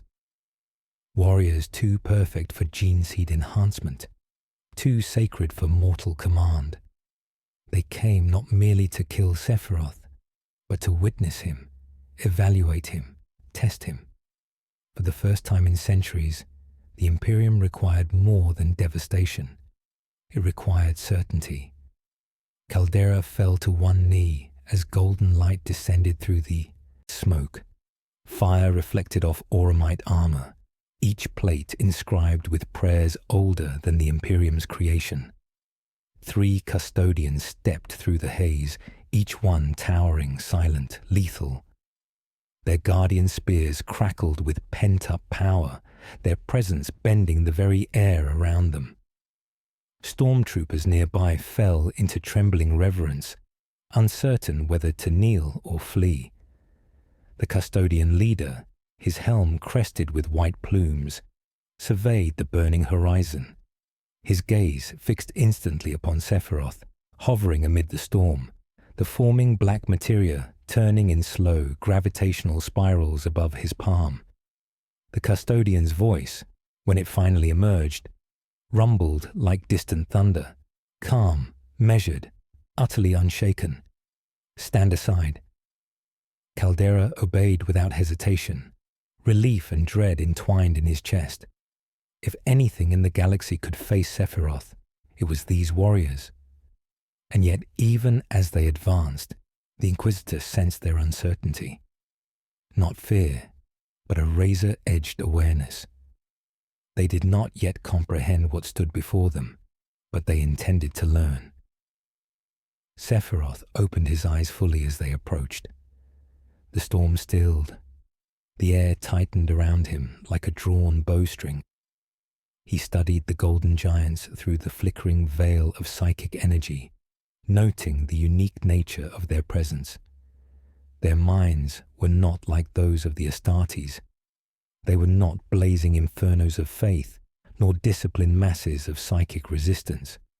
They were forged constructs of immaculate purpose, entities who existed as extensions of a will far beyond mortal comprehension. But they were still bound to a god who required devotion to be strong. That alone made them lesser. The custodians launched upward in synchronized arcs, propelled by grav impellers that burned with pale gold fire. Their ascent cut through the storm like lances of divine judgment. Sephiroth lifted Masamune slightly, the black materia hovering close beside him, its gravitational pull twisting the swirling clouds into elongated spirals. The custodian leader struck first. His guardian spear carved an incandescent line through the sky, a strike capable of cleaving a demon engine. Sephiroth met the blow with Masamune, the two weapons colliding in a blinding burst of force that sent shockwaves rippling for kilometers. the air between them fractured with spiderweb cracks, light bending unnaturally around the collision. Sephiroth slid backward, not from weakness, but from curiosity. This one, unlike the Grey Knights, did not channel psychic fire. His power was physical, divine yet corporeal, sharpened by unending training rather than emotion or sorcery. Sephiroth felt the pressure of the blow, not as a threat, but as a sensation. Something rare, something almost forgotten. The second custodian struck next, descending from above with a sweeping arc meant to bisect. Sephiroth turned, wing cutting the air in a crescent of obsidian light. Their weapons rang again, soundless yet deafening, a clash of opposing ideologies manifest in steel and will. Below, Caldera felt the ground tremble as the duel raged above the burning world. This was not war. This was myth, colliding with myth. Sephiroth moved like a phantom in the storm, gliding through golden strikes, Masamune tracing impossible paths through the air. Sparks flew in showers of light, each one a fragment of shattered tension. He parried, redirected, and evaded with effortless grace, the black materia orbiting him like a second moon. But the custodians did not falter. Their strikes grew sharper, their coordination flawless. They fought not as individuals, but as a single entity divided into three forms. Their discipline, their unity, their sacred purpose pressed against him like the tide. And Sephiroth, for the first time, felt the faintest flicker of exhilaration. The black materia pulsed violently. The gravitational pressure expanded outward in a sudden, crushing wave. The custodian staggered mid-flight for the briefest instant. Sephiroth seized the moment. He vanished in a blur of silver, reappearing behind the nearest golden warrior. Masamune slashed through auramite, carving a seam of burning light across the armor. The custodian spun with impossible speed, retaliating, but Sephiroth was already gone, his wing cutting through the air in a sweep that sent the second warrior spiraling downward. The leader alone remained steady, spear raised, his stance unbroken. Sephiroth faced him directly, black materia hovering at shoulder height. The moment hung suspended. Then, far above them, the sky lit with a new brilliance. Imperial battleships aligned into execution formation. Cyclonic torpedoes armed. The order had been given. Exterminatus. Caldera froze as realization struck him. The Imperium was prepared to destroy the world, rather than risk Sephiroth's ascension. Sephiroth looked upward as the heavens cracked open with the glow of annihilation, and he smiled. The glow of the descending cyclonic torpedoes bathed the sky in pale, apocalyptic light. The clouds evaporated in expanding rings around their descent path, leaving the heavens raw and exposed like an open wound. Seraphis Magna's burning ruins trembled beneath the gathering annihilation, each tremor echoing through the cracked foundations as if the planet itself shuddered in anticipation of its own death. Caldera stared upward with hollow horror, the realization sinking into his bones that the Imperium had made its choice. The world would be sacrificed, its billions extinguished, in a desperate attempt to halt the impossible being hovering in its sky. Sephiroth did not flee. He stepped into the rising light of the torpedoes, wing drawn tight behind him. Masamune balanced loosely in his grip. The black materia orbited his shoulder, pulsing with gravitational mass that distorted the air in concentric ripples. The custodian leader steadied his stance across from him, spear raised, golden armor gleaming against the coming cataclysm. No words passed between them. There was only purpose meeting purpose, the collision of two ideals forged to absolute extremity. The first torpedo entered the atmosphere. The shockwave tore open the sky. Wind howled past Sephiroth in a spiral of burning pressure, scattering ash and fire across the battlefield. Yet he remained motionless, expression serene, as the custodian lunged. His spear thrust forward in a blur, its power field shrieking with incandescent fury. Sephiroth lifted Masamune to intercept. The collision erupted in a concussive blast of force that carved a crater in the air around them, shaking loose the bones of ruined structures below. The custodian pressed harder, channeling strength beyond mortal imagination. Each strike carried centuries of mastery, every movement precise as scripture, every blow an execution writ in gold.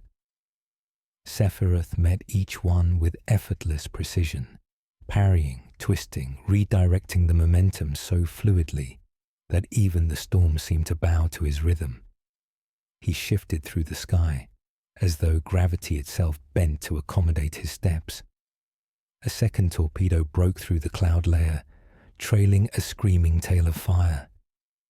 Caldera felt his lungs seize as a wave of psychic distortion washed over him. Reality flickered.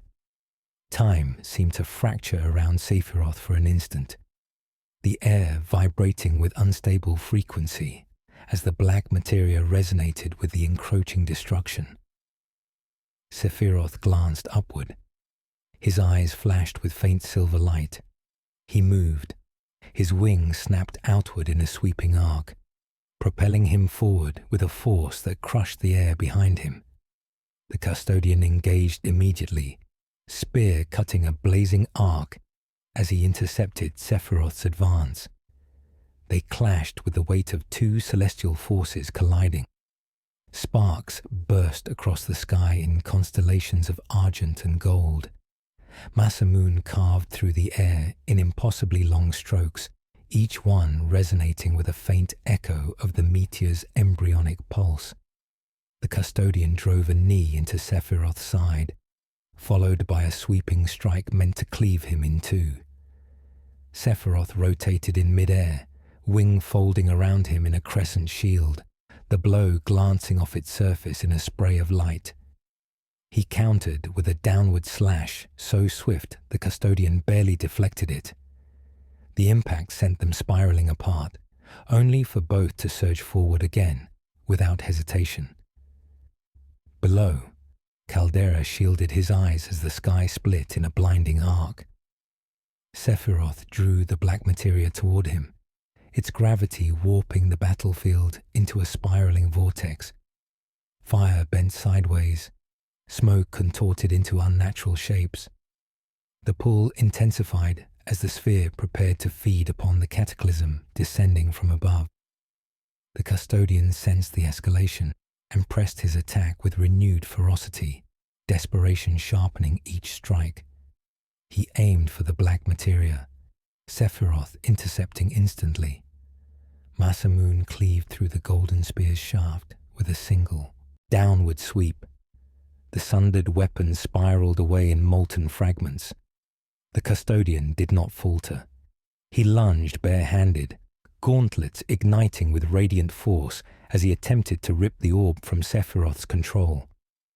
His grip closed around Sephiroth's wrist, the pressure immense, cracking the air with raw kinetic energy.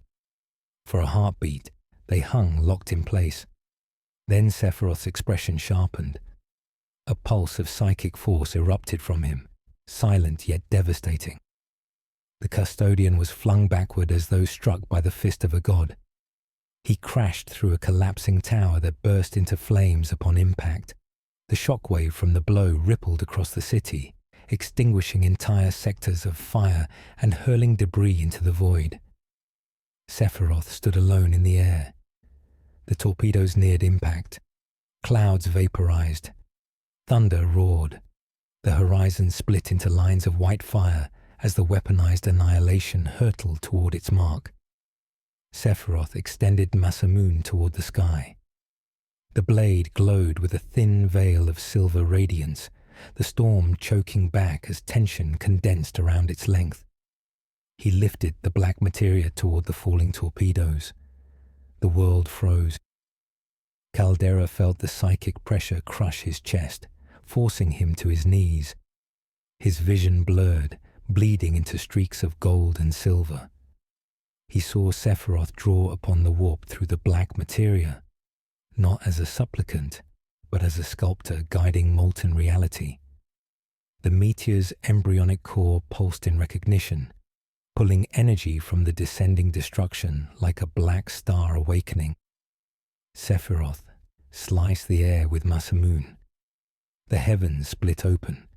A wave of energy erupted from the blade, not as flame nor light, but as a rending of the boundary between reality and the warp.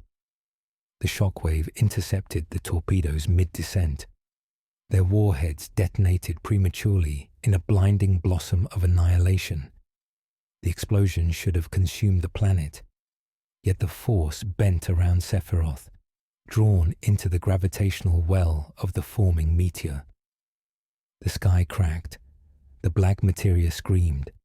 Caldera collapsed as the shockwave rolled across the surface of the world, a tide of radiant death bending in impossible spirals as it fed into the growing singularity. Flames wrapped upward like pillars of molten glass. The air turned white. Buildings dissolved into ash. And Sephiroth hovered at the center of the storm, illuminated by the glow of a weapon powerful enough to reshape the galaxy. The sword that split heaven hung steady at his side, and the meteor, newborn yet already monstrous in potential, pulsed eagerly in his grasp. The atmosphere convulsed around Sephiroth as the premature detonation of the cyclonic torpedoes bled their annihilating force into the hungry gravity of the forming black materia. The sky twisted into a molten vortex of collapsing light, the shock waves folding inward like cosmic wings pulled tight around a newborn star. Sephiroth hovered at the center of it all, his wing drawn close. Masamune lowered, the black sphere orbiting him with a deepening rhythmic pulse that seemed to reverberate through the marrow of the world itself. Seraphis Magna was dying. Caldera lay at the edge of a crumbling platform, gasping against the crushing psychic pressure. His vox beads sputtered with static and broken screams of orbiting crews watching the impossible unfold beneath them. Flames bent sideways in unnatural spirals, pulled toward the singularity that Sephiroth nurtured with silent, unbroken control.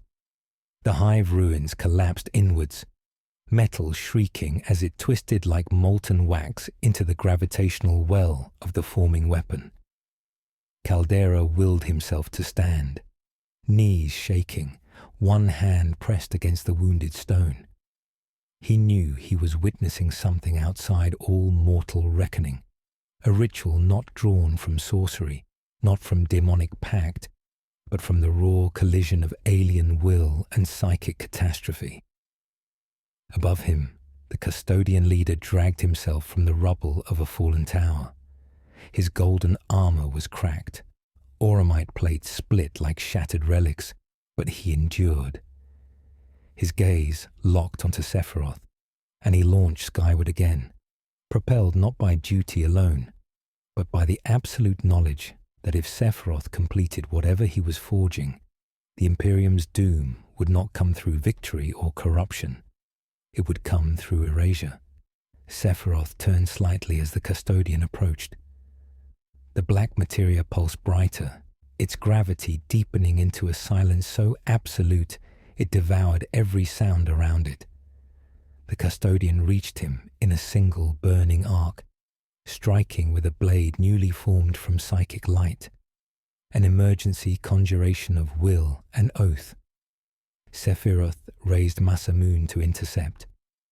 Their weapons met in a collision that carved a jagged scar of brightness across the sky, splitting the clouds into fleeing fragments. The custodian did not falter. He drove forward with the relentless precision of a warrior bred for the final defense of gods. His helmet's visor flickered with collapsing readouts as he forced Sephiroth backward through the air, his strikes fueled by a desperation deeper than fear. Each blow rang with the weight of humanity's last defiance. For a moment, not of weakness, but of recognition, Sephiroth allowed the clash to continue, studying the custodian's resolve, measuring the limits of his will. The black materia's pulse intensified. A low hum spread across the battlefield as gravity thickened, bending the smoke and fire into swirling ribbons that orbited Sephiroth in tight convulsing spirals. Caldera felt his boots slide toward the edge as stones rattled and rolled across the scorched surface, the very planet beginning to tilt toward the growing singularity. The custodian sensed it too, but he did not retreat. He struck again and again, each blow echoing through the air like a dying heartbeat. Sephiroth finally countered with a sweeping motion that sent the custodian hurtling backward. Gold armor cracked as he plummeted through the storm, but he caught his balance mid-fall, slamming his feet into a pillar of scorched steel and using it to launch himself one final time. Sephiroth extended his hand. The custodian froze mid-charge. Not physically, his body strained, muscles tearing, armor plates splintering as he pushed against an invisible force. But the very air around him had been repurposed into a static cage of gravitational distortion. The custodian roared with the raw agony of resistance, pushing deeper into the pressure, each inch gained through will that few beings in existence could muster. Sephiroth's voice drifted through the storm, calm, almost reverent. "You endure beyond expectation." The custodian forced another half step. The pressure shattered his vambrace. His gauntlet cracked. Blood smeared across the air in floating droplets. But endurance is not ascension. Sephiroth closed his fist, and the custodian's advance halted entirely. With a shift of his wrist, he hurled the golden warrior downward, not like an enemy, but like a piece of broken history rendered obsolete. The custodian crashed into the ruins below, the shockwave swallowing his form in fire and dust. Sephiroth turned his focus fully back to the black materia. The sphere expanded, not outward, but inward, its surface writhing with layers of warped reality peeling back like petals. The gravitational hum grew deeper, resonating through the atmosphere until the world itself seemed to groan beneath its growing mass. The storm clouds above tore open, revealing a streak of warp light that pulsed like a wound in the heavens. Caldera shouted in sudden horror as the sphere cracked, not in failure, but in metamorphosis. A beam of twisted light shot skyward, piercing the atmosphere in a column of spiraling distortion. It tore through the upper layers of the sky, burning a path into the void beyond, where orbiting ships trembled beneath the psychic shockwave. Astropaths screamed and fell to their knees, blood pouring from their eyes as the warp rippled violently at the intrusion. The black materia's form shifted. Its shape sharpened into something angular, crystalline, jagged. A celestial seed, not of stone, but of condensed warp and shattered faith. Its core pulsed with a brilliance that devoured light, a gravitational womb birthing something greater. Above the planet, the void itself shuddered. The beam erupted outward. A colossal formation materialized within the warp. A meteor of impossible scale, forming not in the physical cosmos, but in the psychic sea surrounding it. Fire streaked along its edges. Tendrils of gravity lashed across the void like the arms of an awakening titan. Its surface crackled with veins of light, each one echoing Sephiroth's will like a distant heartbeat. The warp meteor was born. Caldera collapsed to his knees. horror paralyzing him as he sensed its trajectory, not toward Seraphis Magna, not toward the system's sun, but toward the distant holy center of humanity, toward Terra, toward the Astronomicon, toward the heart of mankind's fragile order.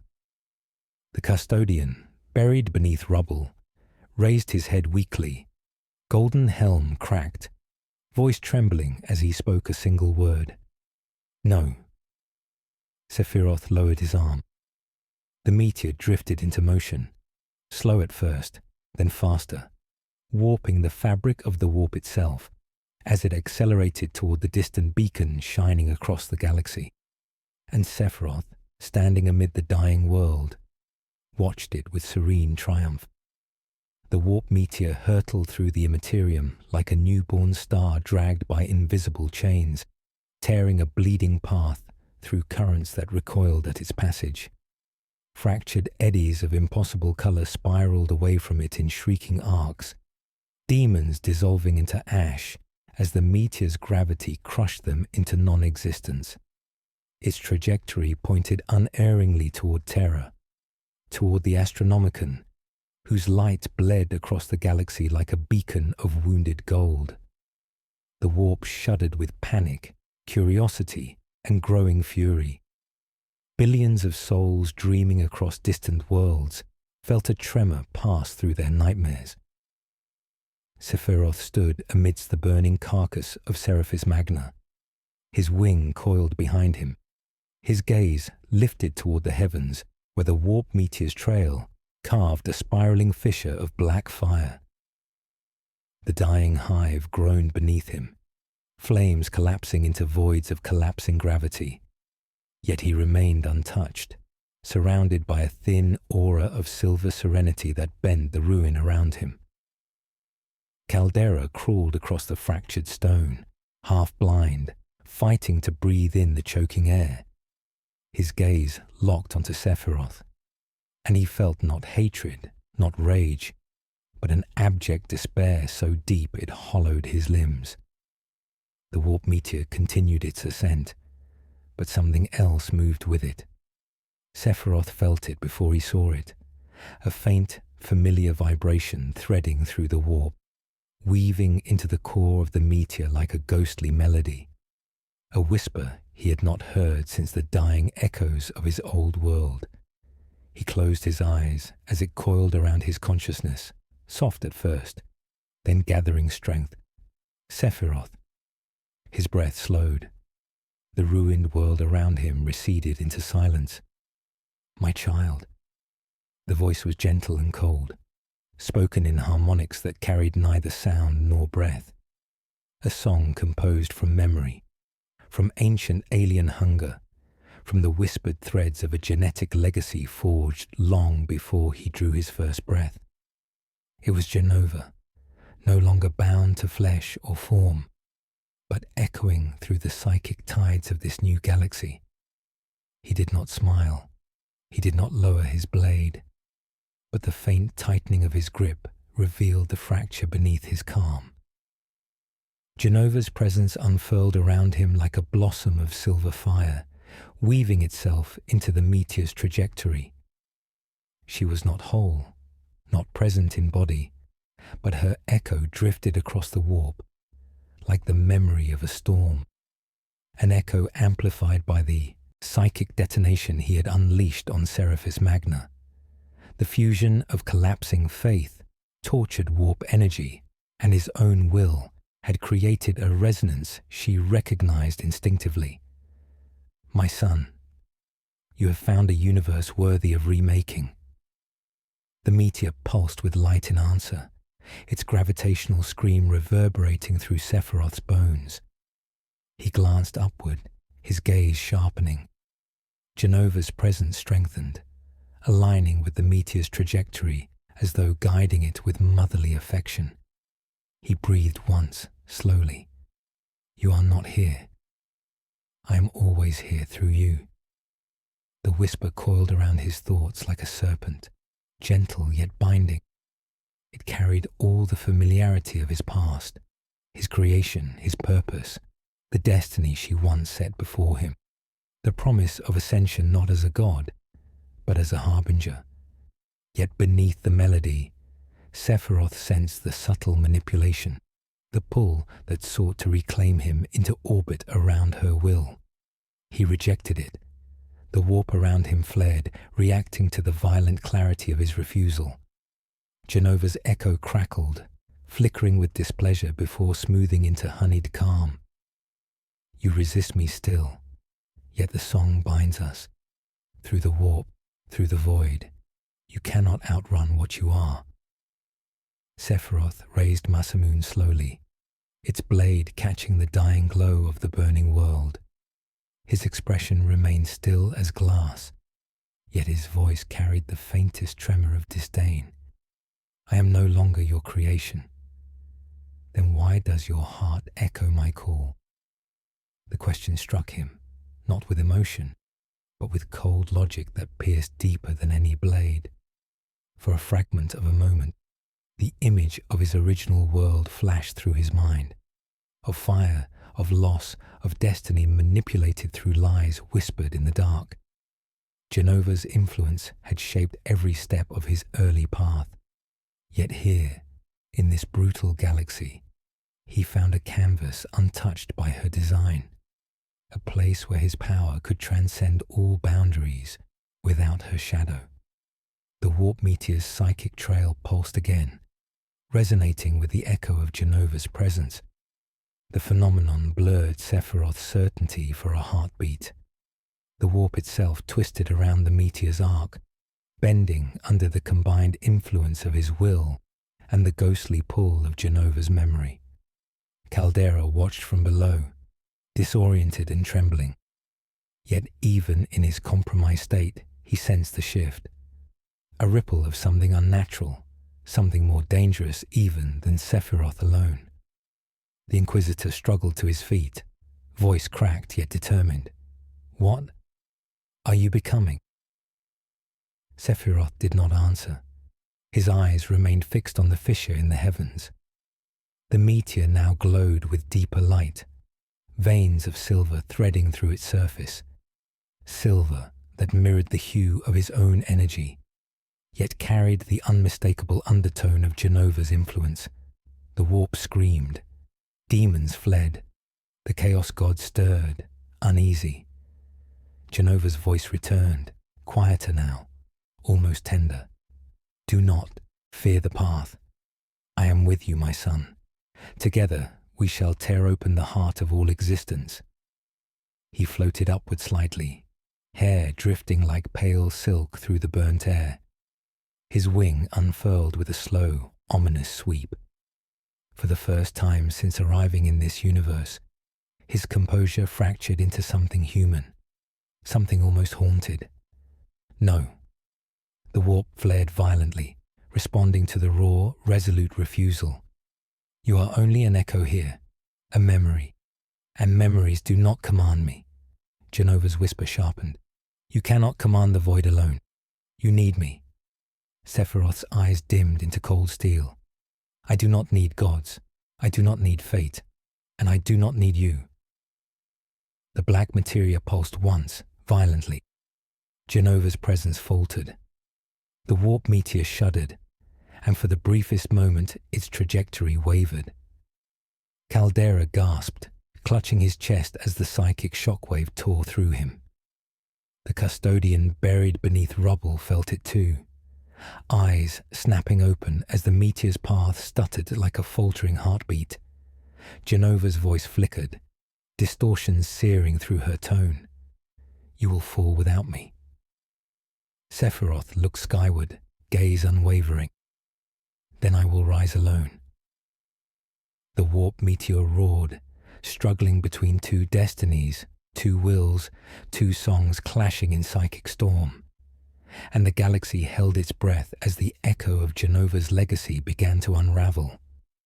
The warp meteor wavered in its trajectory, trembling between two wills, Sephiroth's cold, unyielding purpose and Jenova's fractured, lingering echo. Its obsidian surface split with veins of flickering silver and pale blue, each pulse shaking the immaterium, like a dying star struggling to maintain form. The warp recoiled around it in spirals of imploding color, shrieking with instability as the meteor's resonance fluctuated. For the first time since its birth, Sephiroth felt resistance not from a foe, but from within the weapon itself, a symphony of power straining against the conductor that sought to mold it. Below, Seraphis Magna sagged under the immense gravitational distortions. Towers crumpled into molten rivers, streets twisted like torn parchment. Fires devoured the last of the hive's remaining structures as Caldera watched in horrified awe. The Inquisitor staggered backward, clutching a sigil of warding to his chest, though he knew it offered no true protection. His vision blurred as the psychic shockwaves hammered his mind. He felt the warp meteor's uncertainty like a fracture in the soul of reality, an omen that the universe itself held its breath on the edge of an abyss. Genova's fading whisper slithered through Sephiroth's thoughts, distorted, pleading, "You cannot sever me. Not here. The void answers my song as it answers yours." But Sephiroth forced the echo aside. His will condensed, sharpened, and struck the meteor like a blade of intention. The veins of blue faltered, then countered, blazing with renewed defiance.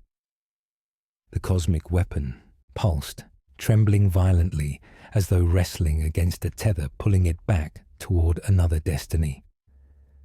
Far above the dying world, Imperial ships drifted in chaotic formation. Vox channels screamed with warnings. Astropaths collapsed in convulsions as the warp flared with unnatural brilliance. On the Eternum Vigil, captains prayed in fevered desperation as the psychic storm intensified. The Astronomican's far-reaching glow stuttered, just a flicker, but enough to send a shiver of panic through every soul attuned to its light. And then the void cracked. A blinding rift tore open beside the meteor, an immense wound in reality from which thunder rolled without sound. Golden brilliance erupted outward, parting warp tides like a blade.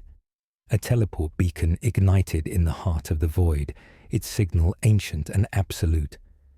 Caldera collapsed to his knees. He recognized the presence instantly. Custodes, more than before, and not alone this time.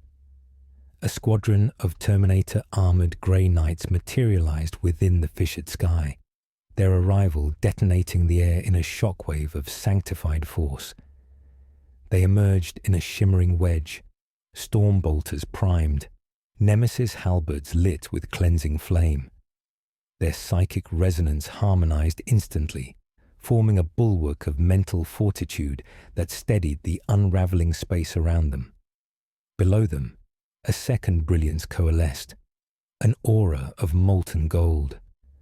Another custodian stepped into reality beside Sephiroth. Not a mere warrior, a tribune, one whose presence eclipsed the others with terrifying quiet.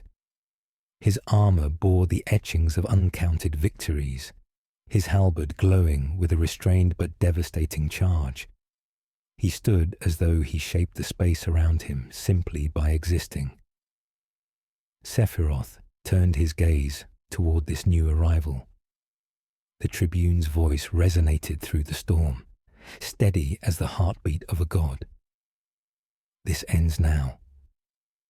The words carried no hatred, only final judgment. The Grey Knights surged first. Their psychic barrage tore across the sky in a cascade of blinding light, each strike propelled by the combined force of sanctified will and disciplined unity. Sephiroth raised Masamune and swept through the torrent. The impacts detonated around him, but he pushed forward, carving through psychic blasts that would obliterate demons with a single touch. The tribune lunged. His halberd descended in a radiant strike. Sephiroth met the blow with Masamune. Silver clashing against gold, the shock wave forcing the burning world beneath them to dip in gravitational agony. Rubble spiraled upward, sucked into the rippling void above. Caldera clung to a fragment of shattered roadway as he felt the planet cry out. Sephiroth and the Tribune slashed through the storm, movements too fast for mortal sight, their strikes ringing like cathedral bells cracking.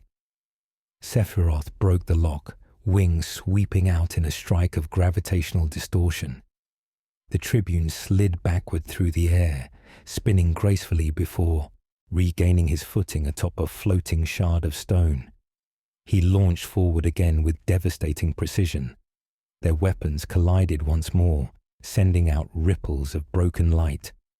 The Grey Knights encircled them, chanting in a rising crescendo. Their psychic unity condensed into a single, blinding spear of mental purity. They thrust it towards Sephiroth in unison, a psychic attack woven from collective faith, purpose, and the Emperor's sanction. The blow struck him. For a heartbeat, the storm froze. Sephiroth staggered. The meteor's light flickered. Genova's echo shimmered at the edge of his mind, a fragile distortion barely clinging to coherence. My son, focus. This power is ours. He severed the link in an instant. A blade of sheer will sliced through the lingering psychic tether. Genova's presence screamed as it unraveled into dust across the warp. Her echo finally silenced in a storm of disintegrating memory. The warp recoiled at the rupture. The meteor shuddered violently, freed from her influence. But the psychic spear of the Grey Knights struck deeper as his attention wavered. Sephiroth felt the weight of their collective will pressing into his mind, attempting not to corrupt him, but to contain him, imprison him within a psychic cage forged from unity. His voice lowered, resonant, defiant. You cannot bind me. He tore the spear apart with a surge of catastrophic force. Grey Knights were hurled backward, armor cracking, minds shuddering under the psychic recoil. Some tumbled through the air like broken statues. The Tribune alone stood firm, though cracks had formed along the edges of his armor from the force. Sephiroth drifted higher, lifting the meteor with him. Its gravitational howl deepened, warping space around it. The Tribune raised his halberd.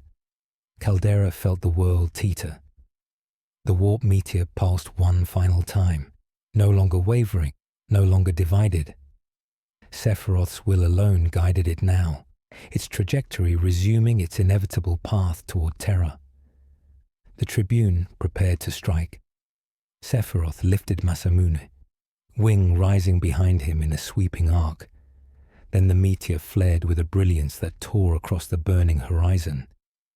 Caldera shielded his eyes, screaming as psychic light washed over him.